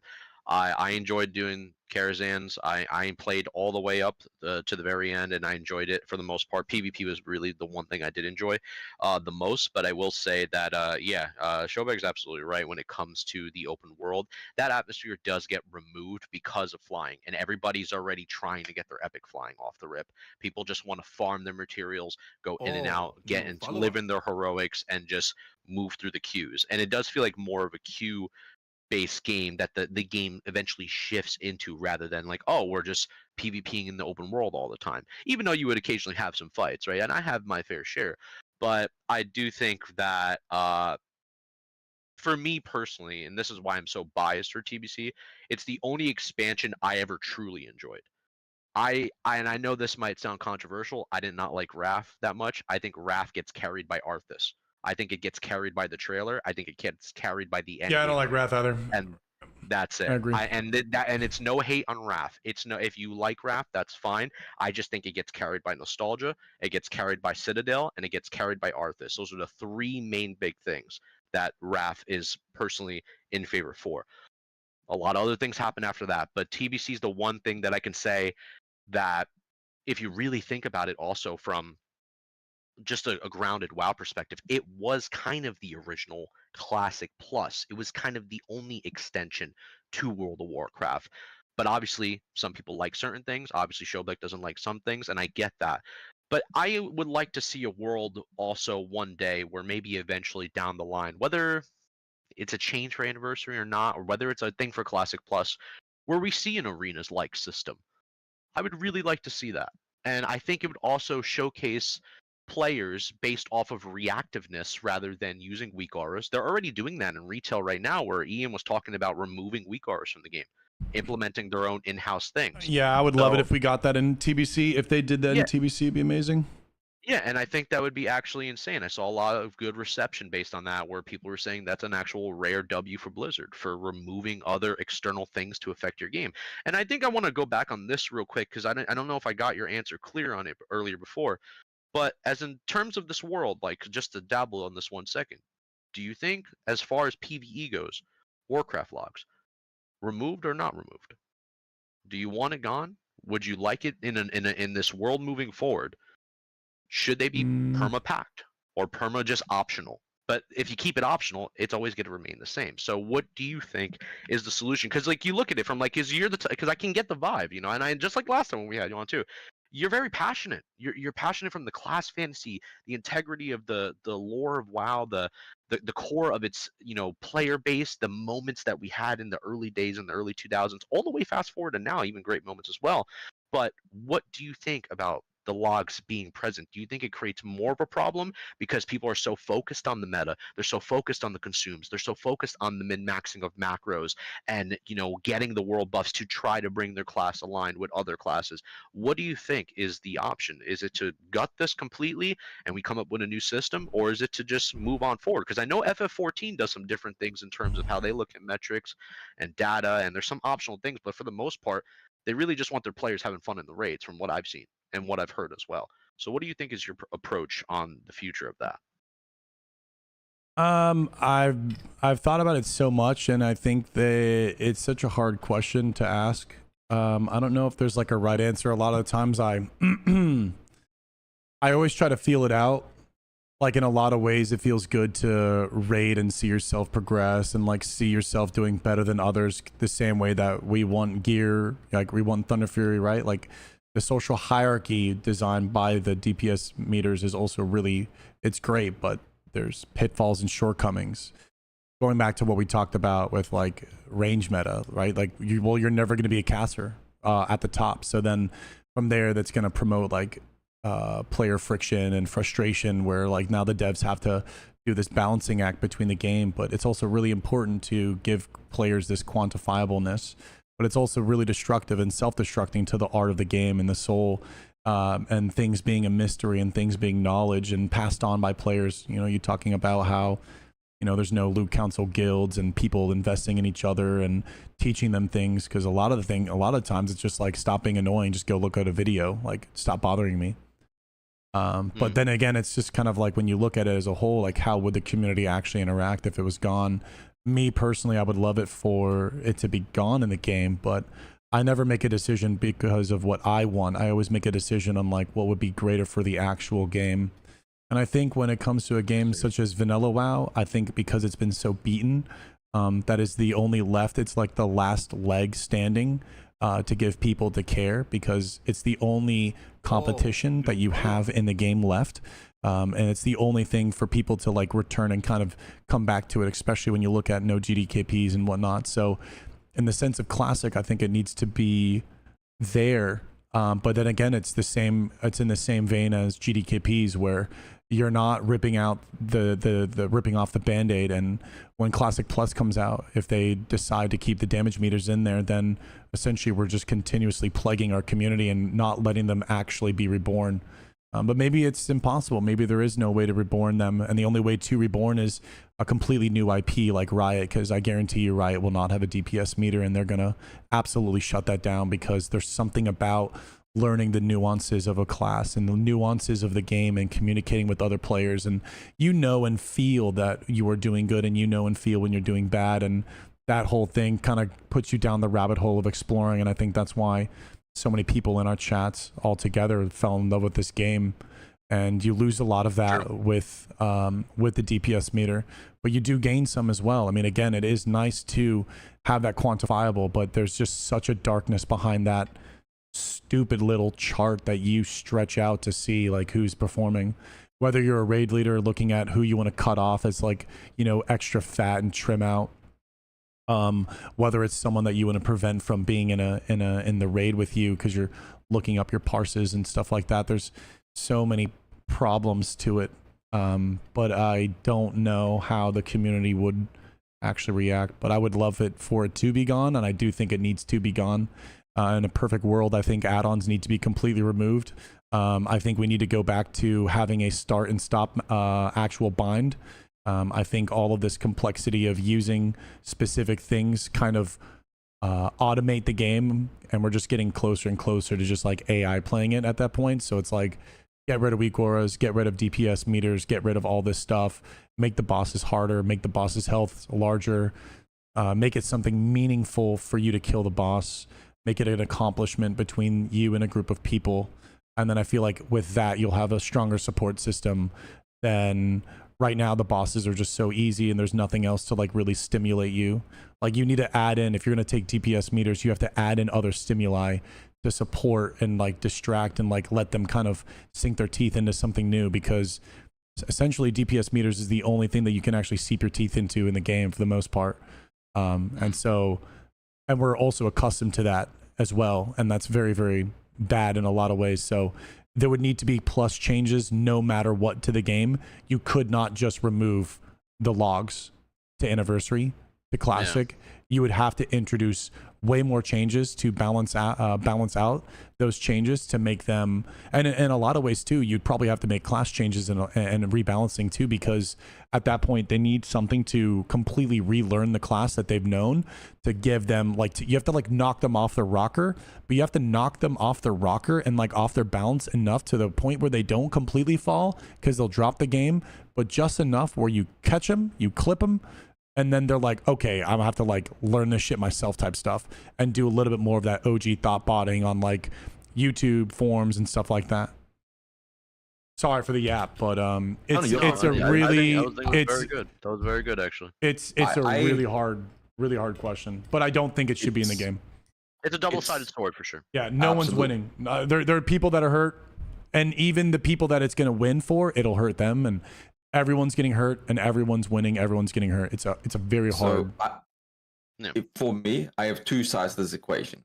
Side one is, if you remove logs, there is a subset of the player base. I don't want to say the exact percentage, but I want to say 10% of the player base who logs on and has to be like legally blind, playing with their toes, like genuinely some of the worst players I've ever seen in my life. And those people get into raids if you remove Warcraft logs. But at the same time, this is controversial. I would remove Warcraft logs because it would make the world spicier and blacklist would come back in much higher numbers. Now, that is one element. I'm not saying removing Warcraft logs is good for the game because you're 100% right. Just fundamentally, when you look at the game and how people play, there are enough bad players that if you don't have a metric to see who's bad and how to help them improve, you'll never know. If you rock up into raid, there's no Warcraft logs at all, you won't know if somebody's actually pumping or somebody's underperforming. And for a lot of people, at least in modern gaming, they like to see, I did big numbers, I'm good at the game. Yeah. So you kind of need that. So I do definitely agree that I do think Warcraft logs should be removed. But I do think there should be an in-game metric to see if somebody is a good player or not. Well, like DPS meters are decent for now, but so it's when you asked me the question, also too, I gotta go upstairs and just use the bathroom real quick. So I'll be right back after this. But they did it in Mists of Pandaria where they did a class hall where you can earn specific badges, and I felt like that was a really good guiding light for players. And I wish I thought about this, but I didn't know if I wanted to bring it up because I just was feeling something else at the time. But that was a really good guiding light to kind of vet the player. Like if you're bronze, silver, or gold, because if you're a bronze healer, through that simulation, they you knew that the player could handle their own. And same thing with DPS. You literally could just go to the class thingy. I don't know if you guys did that in Mists of Pandaria. Did you guys do that or no? It was at the end where No, I didn't. Yeah. Okay. Actually, this mob coming up will be the first legitimate time I play. So Mists of Pandaria, they had a thing that you would queue into, and it would be a timed thing, and you would earn bronze, silver, or gold. And to earn gold, you have to do a specific amount of DPS in a specific scenario. Take a lot like that the Anubis thing in Season of Discovery that I see people do. It's kind of like a course that you have to complete, and you are graded on that. Healing, DPS, and tank. You have to manage a bunch of people, live, kite, DPS, use your cooldowns. You have to know and learn when to use your cooldowns accordingly in order for you to get that specific badge. So, I mean, technically speaking, then you would only be inviting gold and silver, but at least there's something in the game that you can on your own work towards and get better to then earn it. So then everyone looking for raids is essentially just I know this person's at least a gold or a silver. Cool. Awesome. I know at least. Yeah. Sure. I gotta go to the bathroom though, real quick. I'll be back. I actually have to take my dog out as well. But before I go, am I carrying? Before I go, tell your job. Look at Showback and Mine's chat and pick the 3 best questions from chat to ask us when we get back. Good luck. Thank you. All right, chat, we'll be right back. Yeah. Let me take over ship real quick. All right, chat. I'm gonna be honest with you guys. Hear me out right now. This is the damn setup, all right? They've been paying me for 14 years to come to this moment. I don't even know what's going on. I don't even know if I got paid yet, all right? We got to pack this up fast. I'm not going to lie to you. We're going to need a lot of Twitch primes in chat. A lot of Twitch primes in chat. So lock it the fuck in, all right? Much love to you. I don't even know if I'm getting paid for this podcast. Be honest with you, they might put me on the chopping block if I don't do the right thing. It might be a damn setup. All right, I'm talking CIA. I'm talking deep state. We're packed. All right, we're packed, chat. I have no idea what the fuck's going on. Showbeck is spitting like Eminem for 14 minutes. Ebonheart has left the room. I have no idea what's going on. I'm just an average fucking Joe, bro. I have no idea. The glasses on the glasses mentality. This is fucking. We're locked in, chat. So much love to you. All right, selfish plug. Much love. However, though, yeah. I think this has been a great streaming experience, but I haven't even got paid yet. Chat, we haven't got paid yet to be here. I have no idea what's going on. Shout out to the Bankai Nation. Shout out to the conspiracy theories at Ebonheart. Much love to you. Yeah. Besides that, I have no idea what's happening. Dude, I'm 9 vodkas in. I'm about to be 10 vodkas in. We're about to just keep slamming drinks left and right. I don't know how long I could stall for, but brought to you by hand sanitizer. Make sure to clean. Make sure to clean your. Oh shit. Yeah. So, anyways, Warcraft logs, they got to be removed. It's a problem. Yeah, for sure. Yeah, I was totally normal the whole time. What happened? No, nothing. I said Twitch chat. I said Twitch Prime. No one Prime, bro. This is looking grim. Bro, I literally screamed Twitch Prime like 8 times. I swear that's what I did. I didn't say Grim. nothing, bro. Yeah. I was just talking about Oh, new how much follower. how much we love you. Uh-huh. You know what I mean? And yeah. Let's we were see, let's locked see. in. No, I Let's swear see, to God. let's Look see, at let's that! Look at what I did! Look what I did! Hold on. That's me! What do you mean? Hold on. What's going on Look what I here? did! Oh, we got a little Bankai bomb. Okay. Yeah. See, there we go. Very nice. Nice. Very There it nice. is, boys. Thank you. There it is. Yeah, so apparently I'm fried, man. I don't know. Guess I'm fried. You're not fried, bro. Who's saying you're fried? I guess I'm fried, bro. No, you're not, dude. I think you're locked in, man. I think you're passionate. You have a good point of view. I understand it. Now, maybe let me be honest with you. Maybe some people think you're smoking the shroom. I don't think so. All right, that's not me, dog. But I believe in you. I've always did. Well, all I gotta say is, when you look at the current standing of World of Warcraft and where we're at now, Yeah. if you think we're in a good spot, I mean, like, how do we even get here? We got here because of everything that we just mentioned. So if you think I'm crazy, you're the reason why we got here. I'm the reason to get back to where we were 12 monthly recurring subs. Holy shit. I'm trying to get us back there. I'm not trying to make this more micro niche than it is. I'm trying to get this thing back, dog.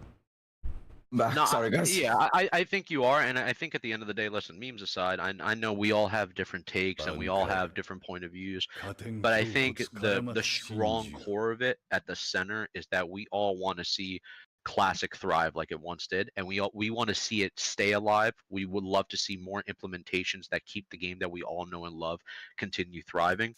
And I think there's a lot of passion that can happen between either one individual or us three or anybody, even in chat. And it only takes some more discussion and movements to make something happen. With that being said, it's my turn to dip. Don't talk shit about me. Much love to you. BRB. All right then. Well, show back, my man. Yeah. Anything else? Is there other questions or anything? There were other questions, yeah. It's been 3 hours or almost. I was gonna ask, do you need to go or are you good to keep going? Dude, I'm we here. got on so many tangents. I'm just hanging out, bro. All right, okay, we can go on to the next part. And this was more about I was gonna ask more questions about Classic Plus now. So we talked a lot about the base game, about just Classic in general. Yeah. But there are questions about Classic Plus. Uh-huh.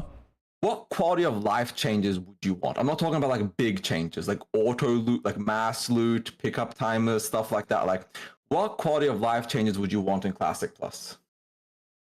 Don't make the game have larger bags. It's terrible for the screen and immersion and item presence and purpose. So definitely don't change the bags. I think the flying just has to be a little bit more expedited. If we're going to go somewhere, like just make it go straight there and make it like 15 to 25% faster. So people can, it's going to be the main source of transportation. That's what it should be. Quality of life, I would say maybe 5 to 10 more quests. I would like to see, I don't know if this is a quality of life. What would be another quality of life? More than one dual spec. I think you should be able to have like 4 or 5. I think that'd be totally fine. Just to be able to kind of have more of an expression of what you want to play in that moment. This gives PvEers something that they want to do. This gives PvPers, if they're out world PvPing, if I want to swap the daggers, if I want to try a combat build, if I want to go back to sub, I don't have to like constantly be like, you know, changing. I think just more actual specs that you can swap between. So it's like dual spec, but like just add 3 or 4 more slots. Because I mean, it's already in the game, and you can have it behind a paywall, similar to like the guild bank, where first one's 50, second one's 250, and the third one's 1,000. Just like a big large gold sink or something. If you want to come on my throat for those numbers, we can change the numbers. Quality of life, please, for the love of goddamn God, put the barbershop in the game where the character can just do it through monetization or in the game. I've deleted 560s. I've deleted a binding. just to play the rogue that I'm playing now, and I'm so tired of it. I'd like more Little haircut faces. action. Yeah, I'd like more faces, more hairstyles, more beards, more features, more customizations. I think that would make it super cool for quality of life. For quality of life, I think that's really probably about it. Or maybe make Hearth, because we're making it a little bit more like faster flight travels and stuff like that. I think Hearth shouldn't be on a 1 hour cooldown. I think Hearth should be something that is maybe used a little bit more aggressively. I feel like it's the give and take where you have to set it to a certain spot, which is kind of nice.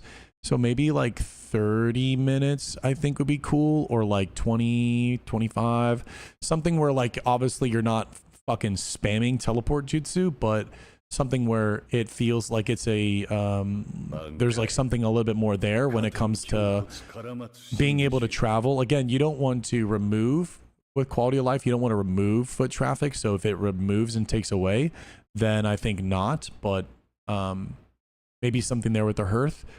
Quality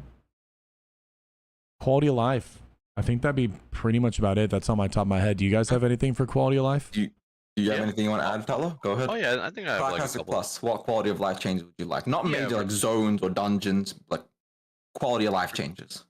For Classic Plus, I think one of the biggest things is that, we were talking about like a lot of flying based stuff, and I think that's really cool, but I would like to see the tram station extended from the underneath of Stormwind where the train goes. I would like to see the train go in multiple different directions as well, where it adds more, social interaction with the community going underground, and maybe even some skirmishes underground through the tunnels, a little train fight action. Let me borrow your $20 real quick. You know what I'm saying? I think that would be pretty fun. And it would bring you to other places around, Kalmandor and the Eastern Kingdoms. So I think, an extension of the train station with new little hubs and maybe a neutral area where the train breaks down real quick in the middle and the Horde and Ally are both there. And some people might not make it off the train station, and that engages some PvP interaction through the trains, maybe through the tunnels. I think that would be pretty fun.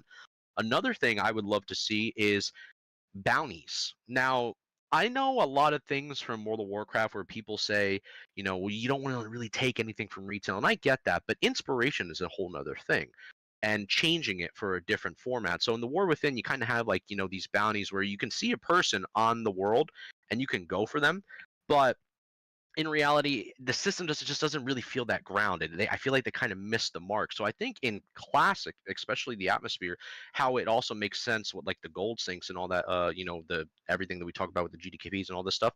I think it would be cool if a player can get rewarded for killing another player. And maybe they get like a reward, like a bag or like a satchel or like their dog tags kind of say, right? Where it's like, okay, maybe they get like maybe one consume and some gold, whatever, and it would put a mark in the world that this player killed that player in this location, and it would be kind of like an alert, like in hardcore WoW, when you die it alerts the world, right, that this player died. So I think like bounties would be kind of like a cool little system to incentivize PvPers to go in the world, get more gold, fight other players, and get into engagements, to not feel so scared, because I've met a lot of players, they're just afraid to learn. They're afraid to learn their classes. They're afraid to even step into the PvP, mentality, and they're so PvE oriented. And there's nothing wrong with that. But I just think it'd be a fun little experiment where out of nowhere you're questing and you see a guy coming for you because he has a bounty on you, So I think it would be something fun of that nature to try out. And then I think lastly, a world where PvP and arenas and PvE have some type of actual legitimate split balancing right down the middle, where player can enjoy themselves, a warrior can enjoy themselves pumping in raid if that's what they wish to do. At the same time, they can go into PvP and still enjoy their class, but it doesn't need to feel to that magnitude where they're doing all this crazy superior amount of damage, but there's some type of actual legitimate balancing. It's the biggest, discussion I know a lot of WoW players have, where we'll never know where we'll get with it, but it's just a dream. And I think that's like, in my dream world, there is fun PvP balance for both melee and range, and melee doesn't have to feel like shit all the time because they're getting polyed for fucking 30 years. The same thing can happen, where a person feels like they're not sapped for fucking 45 seconds and there's nothing they can do. You roll with a mage rogue comp like you did in TBC, and then majority of the time you win. So I think that would be a very interesting perspective to see if they would implement stuff like that. And also just raids as well reworked. I think is another massive thing. For example, AQ. AQ has one of the worst trash out of every raid besides the Dungeon, Sunken Temple, and Original Anniversary. I think AQ is absolutely clustered with trash. I know you can bring hunters and there's ways around it, so you can skip some of it. But for the most part, I am not a fan of all this trash. I do think there has to be some type of redesign to AQ to make it a little bit more fun for the players, but not remove the integrity and the fun of that raid as well. Because there is a group of people, maybe it might be small, that maybe do enjoy AQ. But I think that would be my 2 cents I can add for right now. I'm sure there's 1,000 other ideas, but that's all I got right now. Yeah. Those are really nice quality of life changes. I actually like that from both of you. Those are some solid ones, like the barber shop. I like the undermined tram system, or like just the Zeppelin tower for the horde. So travel more often, more places. The quality of life changes that make the world slightly better are definitely good for the game. But this is the final question. Showback, you could only add one new content, one new phase system. So vanilla just after Nax is one final phase. What is that dream phase for you? What is the dream extra content in Classic Plus for you?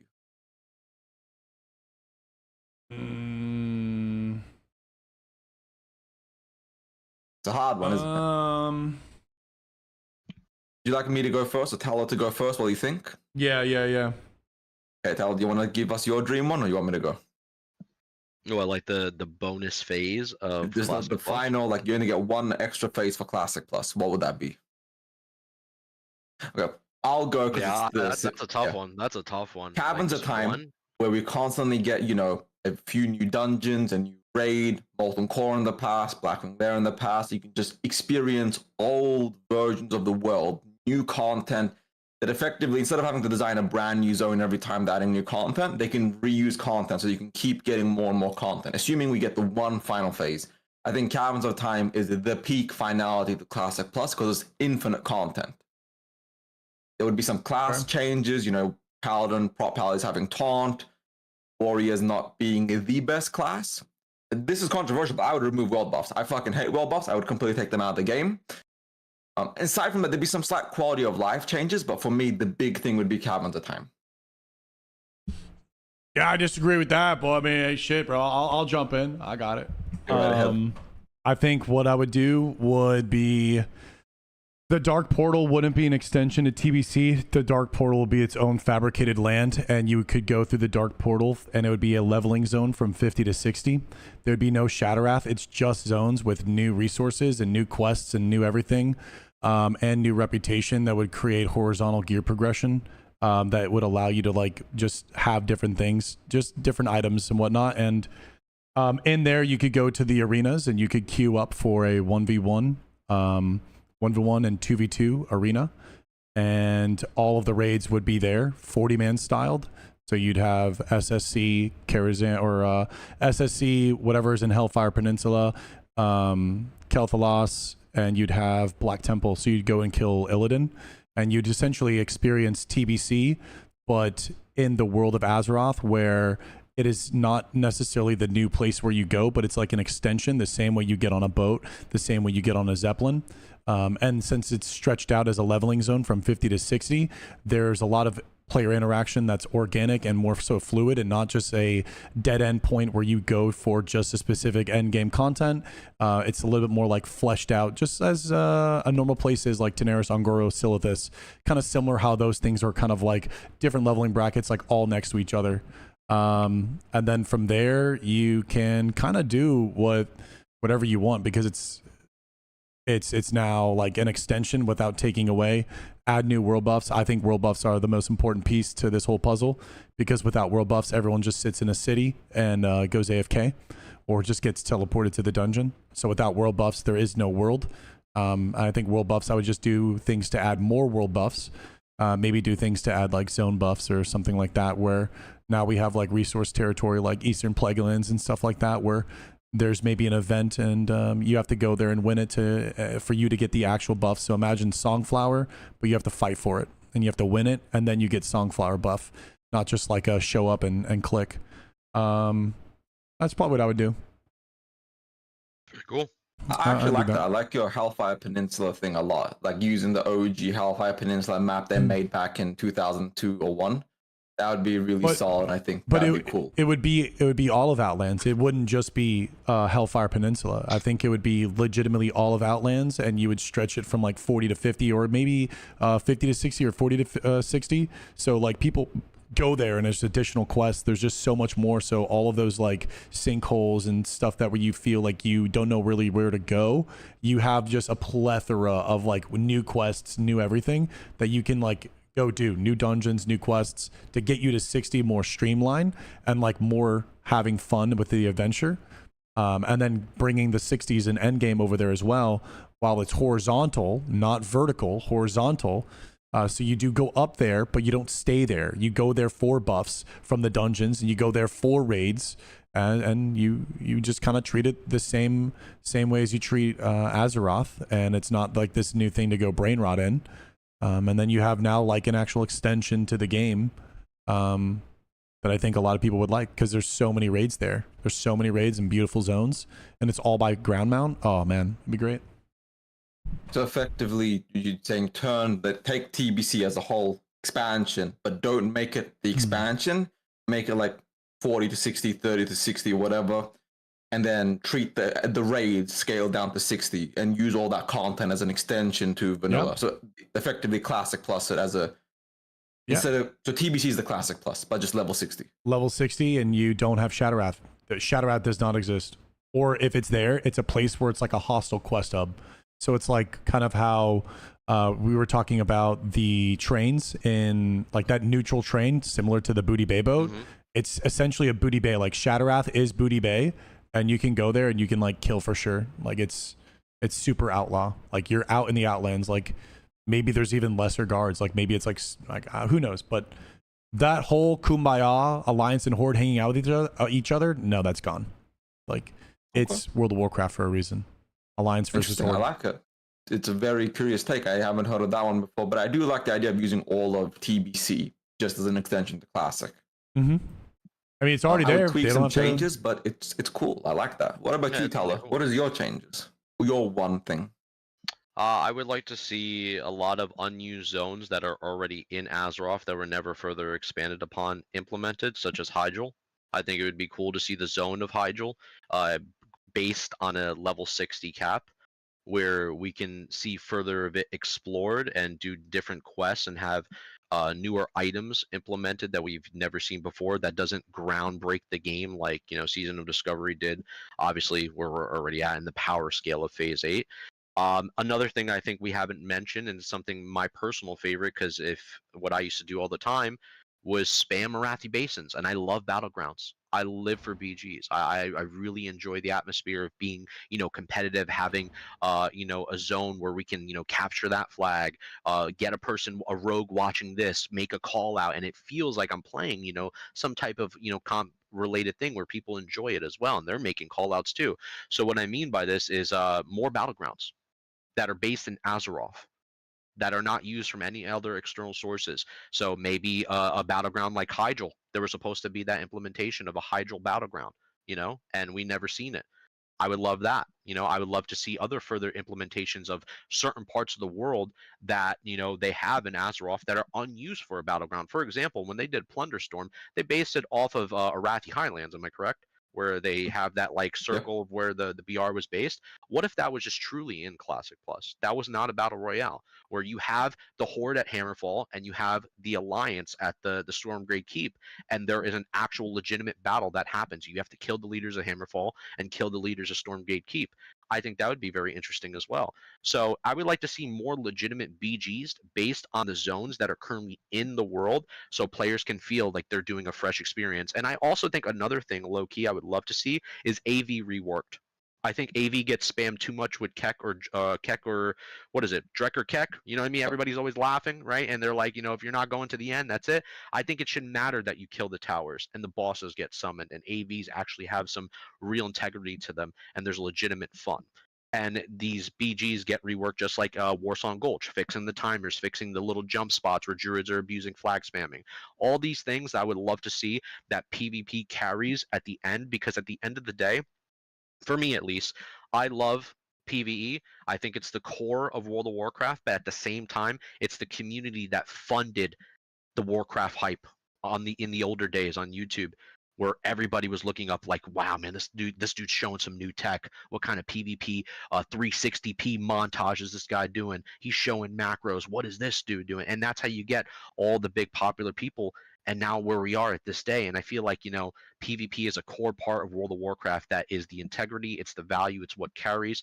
Obviously, look at Showbeck streams already, I mean, look what everything that he does, carrying that passion, that emotion from, like I said earlier, a dying breed, the old age. And a lot of us as streamers, we try to do the same. And I just really feel like that, if they head in that direction, catering more to the PvP endgame, catering more to the more battlegrounds, implementing the trams, having Hydro unlocked, and a couple other fine fixes here and there, I think we'll have a beautiful game one day. But until that point, there's still issues that need to be addressed, and the fight must keep going, brothers. Hope they cook. Absolutely. Hope they cook. And we are going to end the stream here, unless you guys have anything you guys want to add as a finality. No, I'm good. Thank you. Thank you for inviting.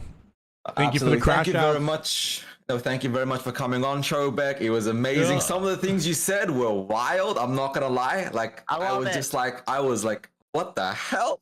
Interesting as all shit. The Lord of the Rings segment. the Lord of the Rings segment. I think it's when you were talking about balls and wives. Bro, But it wasn't anything bad. It was interesting. It was a good conversation to be had. So I'm really glad that you came on. Like, having these conversations is super important. So thank you very much, Showbeck, my man. Let everybody know where they can find you.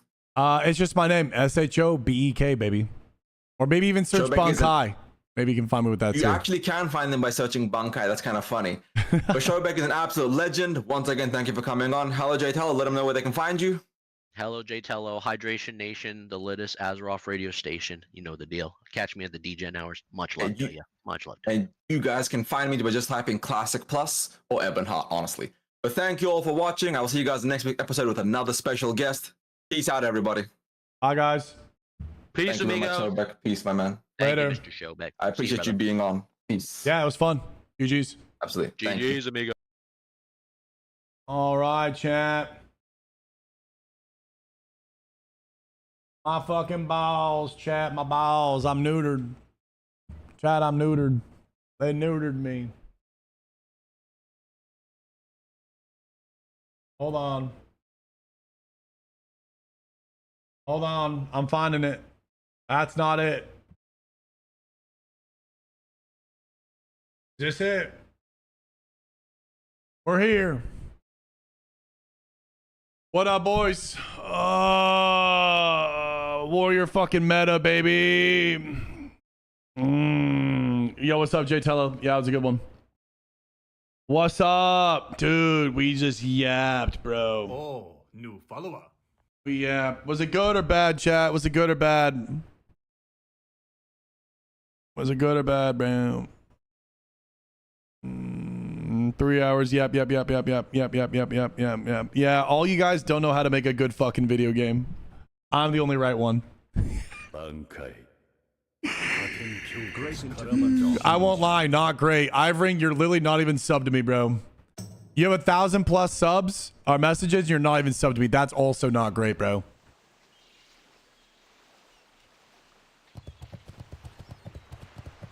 Good, but bad TBC takes? I mean, okay. I dig to represent the viewpoint on a ton of people hold, but don't express. Yeah. You know what I'm saying? I think it was good, bro. Balls are lost. Listen, they did, bro. Blizzard neutered us, bro. They just continuously designed around PvE. When you design around PvE, then PvP it's in shambles. And then if people don't want to PvP, if it's not fun, then there's no bloodline. There's no Swifty. There's no OG Swifty. There's no OG Maydai. There's no Showbeck. How would Anniversary be if there was no Showbeck? Oh my god, Skello time? I don't know, bro. Yeah, it's completely different perspectives. I sometimes have a hard time. I sometimes have a hard time processing people having different perspectives as me. I tell it to Nick all the time, especially when it comes to the game.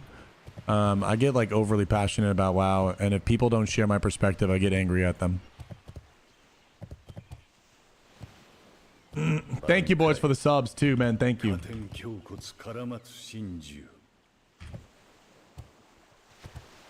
You do know you're wrong. I know they're wrong. You know, I get That's why I think that was probably like my last talk about WoW on fucking podcast. If there was no Showback, couldn't imagine, dude. Hollow still be a guild. I'd be raiding. What do you mean, dude? You should be thanking me. You literally level with a bunch of girls. Get out of here, dude. I've been the best wingman ever. Get out of here. I'm aligned with yours, though. I think similar thoughts. Thank you, Jay. If there was no... Dude, dude, Logan, come on, bro. All right, we got to get a little layer spot. My homie's trying to get that shit up, too. It's the German in us, bro. Wife tells me I'm stubborn all the time. Yeah, I don't know, Quake. I'm just like, dude, I'm trying to fucking... I don't know. I feel like what I'm saying is pretty rational, and it's like it makes total sense. I feel like what I say makes total sense. One layer makes total sense. GMs makes total sense. No warlock, no mage boosting makes total sense. Can't be a caster meta makes total sense. Make the boss have more health makes total sense. What? How is that? 5-hour podcast done in 2 seconds. All right. Yeah, that's the problem. I feel like, I don't know, man. I mean, like, I've made a career. Like, when you look at my YouTube videos, like, I mean, clearly people care about the vision that I... Like, I mean, I guess you could even just argue, like, look at people that do speedruns on YouTube and then look at people that enjoy my content on YouTube. It's clear to me that way more people enjoy the fun and the old ways of gaming. And it's not like if someone uploads a 5-minute MC run that like that's what everyone's nutting over.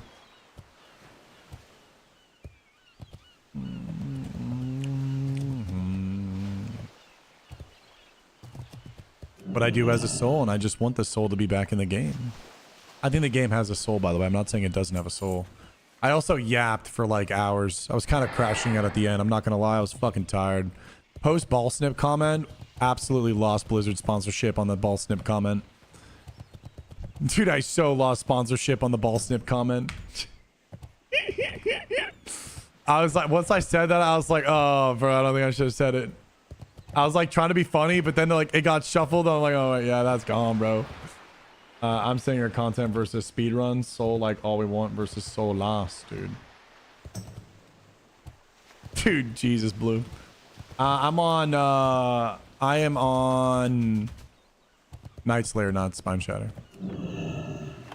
Private servers had no layers, and that's where I started. When I played on Blizzard servers, it was so weird. Yeah, I started on private servers too.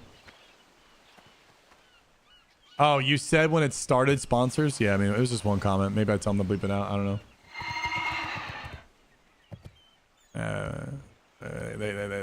They snipped them, bro. They snipped them. I'm in construction. I get away with talking about. I mean, I was like three hours in, it fucking crashed out. So some has to slip, chat. It's not a podcast without a slip. So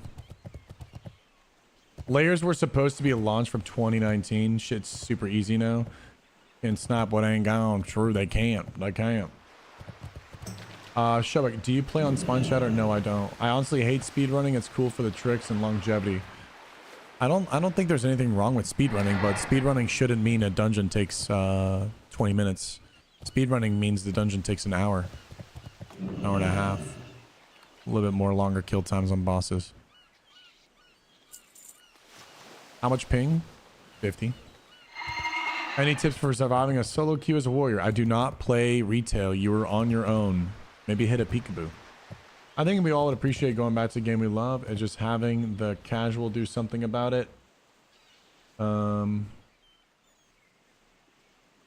tools available, which creates and maintains the market for it though. I try to level up as I told you, but no dungeon, no 3+ people quest to get groups. I mean, yeah, it's super challenging. They weren't supposed to leave layers in the game. They literally added it in 2019 and said once the pop evens out and settles down, they remove it, and they never did. Yeah, because then they found that the metrics was like, wait a second, we're kind of holding on to like a deeper metric here for a smaller population.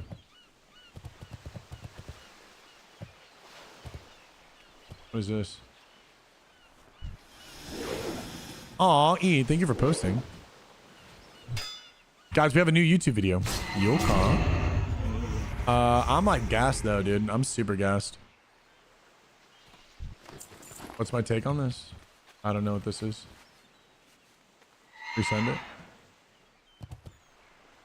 Damn, I had no clue it was supposed to be a temporary band-aid.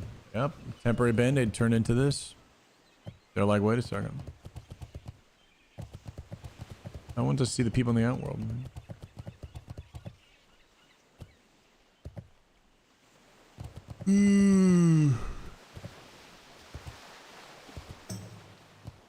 22 coin. Can you repost it? I just returned to WoW Classic for the last time I played was TBC and European PV servers and good. Classic is good and it's going to go to TBC afterwards. I'd play it. I'm completely drained by the way, bro. I just fucking yapped so hard. Chat, I just yapped so hard, bro. I'm actually cooked.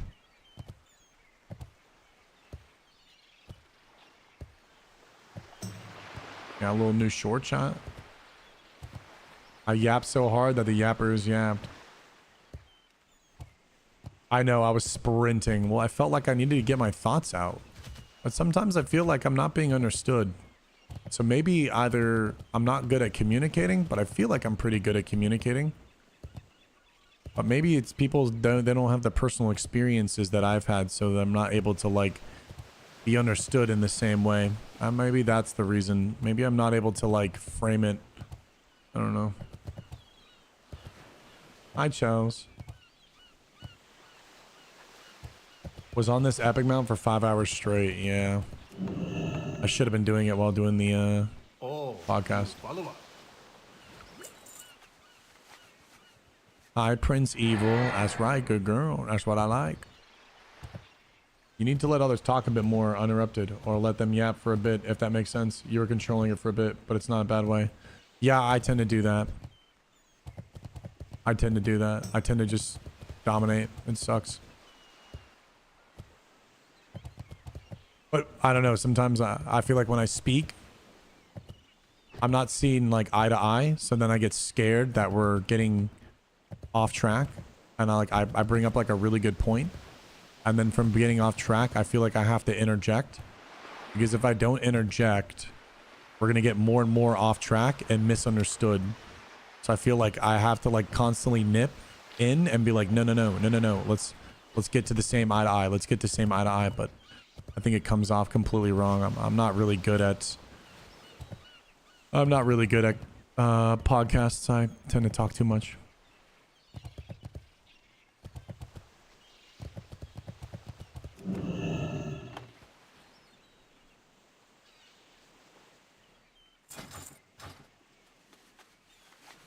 I appreciate it. As a streamer, it's hard not to try and get other... Not always a bad thing, but something to keep in mind. Yeah, maybe bring a notepad like this. I know, interject. Yeah, maybe.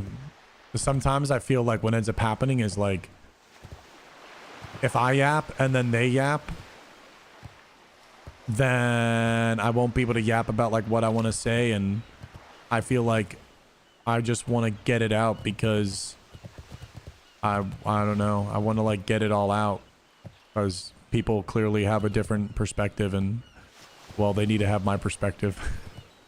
I don't think there's gonna be another time, bro. I literally said our nuts got snipped. The mass reporting is horrible. 22 coins. What did you say? Yeah, I mean, there's no shortcomings with the guests. If I'm your guest, I will fucking talk, bro.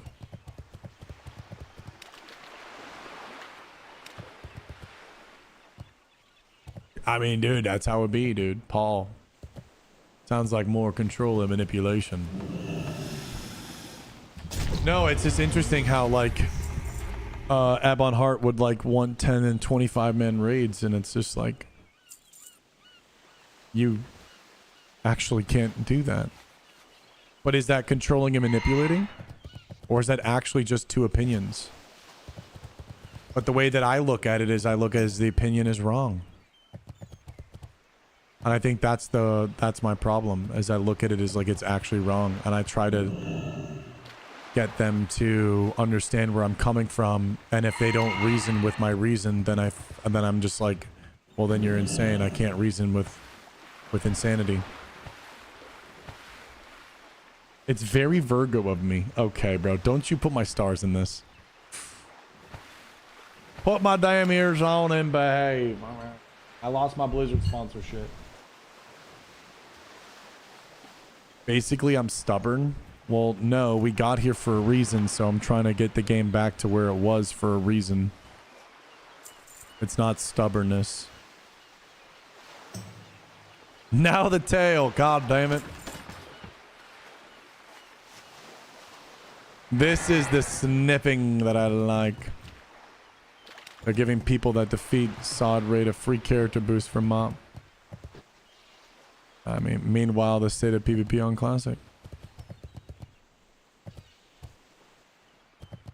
Interesting. Yeah, yeah. They're very legit views. How can't my view be the best view? Oh, you son of a bitch.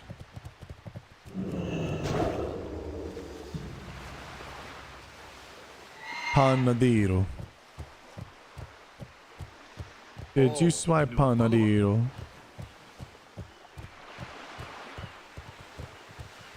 You didn't bow, Panadero-san. You didn't bow.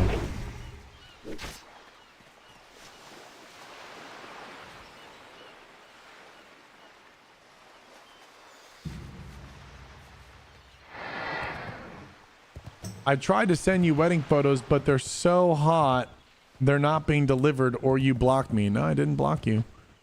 Everyone always asks, why is Shoba killing? But no one asks, what is Shoba killing? What is killing Shobek? Oh, fuck. I don't like retail.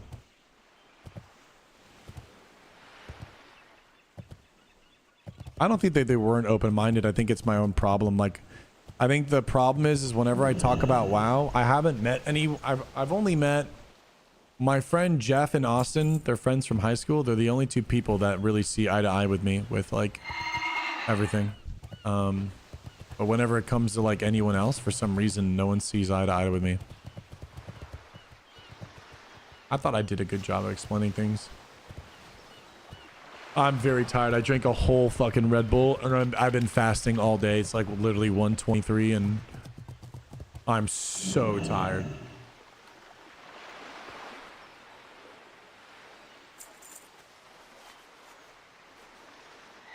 What's the 20%? Pretty much everyone who likes what you agree with. Oh, thank you. I get the impression that you get frustrated when people reject your viewpoint if they're rejecting it out of misunderstanding or ignorance. I definitely take my rejection of my viewpoint personally because I feel like it's so base level and like morally fundamentally right. It's just like, how can you not? Like, I don't try to take an extreme point. I try to take the most baseline logical, like this is, but I'm going to share you Classic YouTube comment guide designer on. I'm going to share you Classic Plus leak from a YouTube comment. Sure. I'm very drained. I have a headache. I'd like to maybe get off and go eat some food. I think I need something a little bit more satiating today. That took a lot out of me. By the way, I love the call, by the way. I love the call. I'm just simply highlighting like what I can do better and like my own pitfalls. I think me as a person, it's something I struggle with. Sometimes I get in like, I don't know, just like, it's something that I've noticed as I've gotten older. I've gotten more stubborn in these ways, but I don't try to be extreme with my views. I feel like it's pretty normal, right? Like 40 man, low drop chance, makes people care about the items. smaller raid groups, higher drop chance. It makes people not care about the items. I mean, this is simple supply and demand.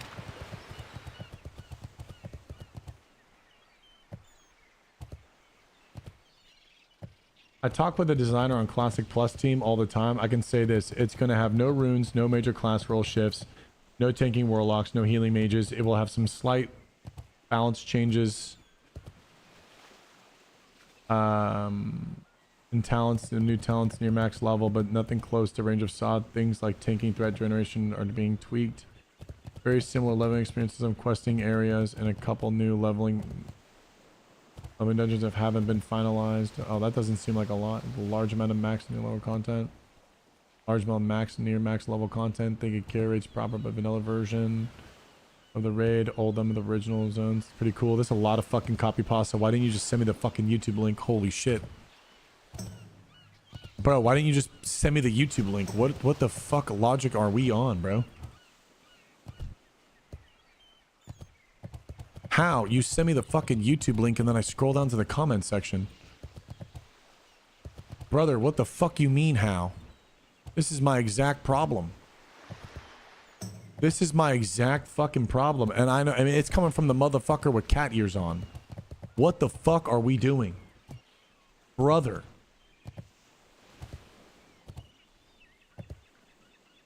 Homie copy pasting sections of the comment with a moving...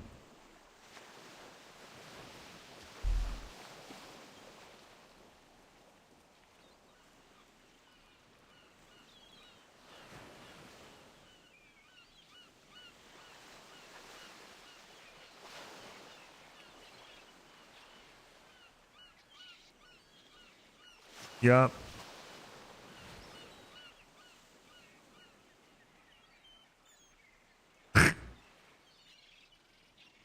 Fucking cooked anyways.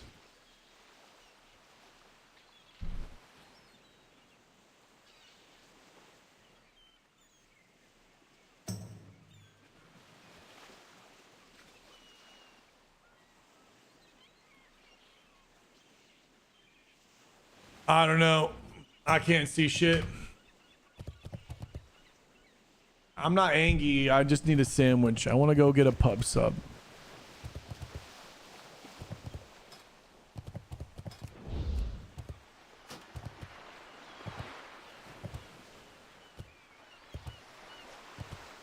Chat, on a scale of 1 to 10, how bad was the ball snipping comment? I don't know why it's playing back in my mind. I don't know why I made it. It was like supposed to be a joke, and now I feel like I ruined everything. Okay, it's not that bad. Okay, it's I'm okay. Are we good? Oh, fuck you, Galaxy. It was okay, not bad. Okay.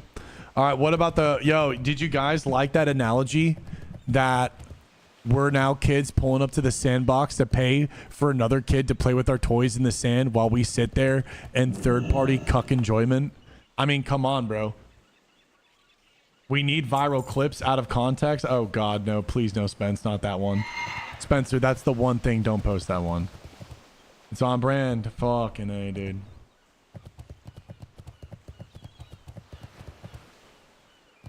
Showbeck, isn't that what Twitch is? The sandbox toy cucking analogy was fantastic. I mean, listen, I cucked myself on Hand of Justice, bro. I fucking AFK'd, had a little lot lizard run me through, and I got that shit easy breezy cover girl, bro. I ate watermelon, but I need something like, I want to get off. I want to put on Naruto Shippuden. I want to go to Publix. I want to buy popcorn chicken, and I want to get a pub sub. I want to sit on the couch, eat, get super full, eat the living shit out of my meat twice, and then pass out and like not game today. I think that's what I want. Hey, yo, Minnow. I mean, it's listen. You get a ticket to Florida, it's always open. This bed is absolutely open for invite. Subs and Jork, bro. But no, I feel so gassed. I feel so gassed. I yapped so hard. I think I'm kind of done for the day.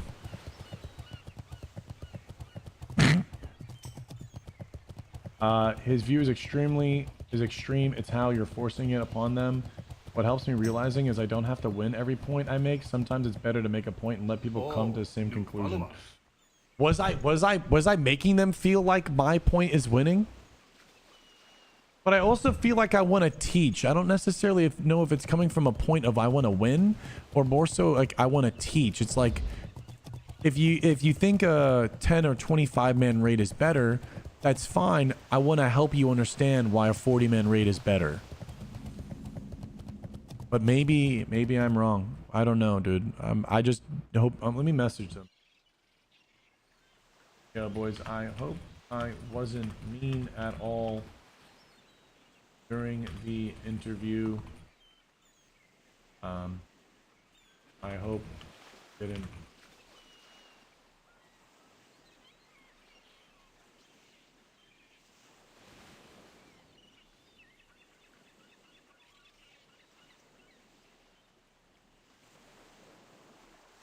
I mean, Minnow, I'm literally here right now. What's up? I even have the cat ears on, bro. I'll wear the ears, you wear the tail. We all know where that goes.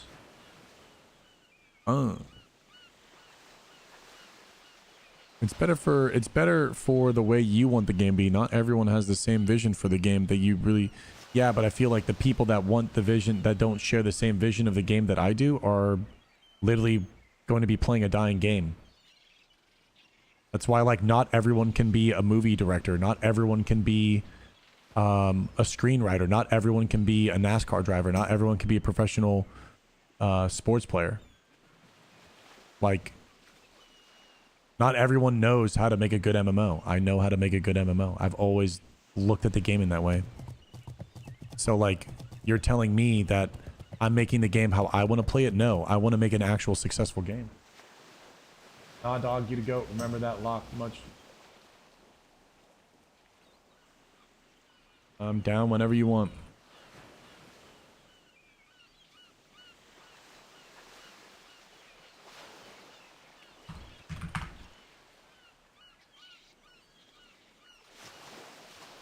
I don't want to read it. I'm so cooked. I just want to get some food. Stop feeling guilty for feeling passionate about something. Thank you. I just don't want to, I don't know, be mean. All right. I'm yapping. Guys, thank you for the 20 subs while I was on the podcast. Thank you for everything. I'm going to be getting off, though. I want to just take the day off. It was a lot for me. I don't do good with, like, stress and stuff. And I put all my passion out on that shit. So I want to just kind of, like, chill for a little. Sorry, Peo. I don't know who else you're going to watch. What up, Matamatsu? Bro, Peo, when you going to get the ears, bro? I'm telling you, this shit's fire. Chat, what type of animal ears should we get Peo? Chat, we should send animal... Dude, you know what Peo would do? Peo would wear, like, cute little, Dude, nah, not fox. Nah, I got it right now. You know what he would wear? Koala ears.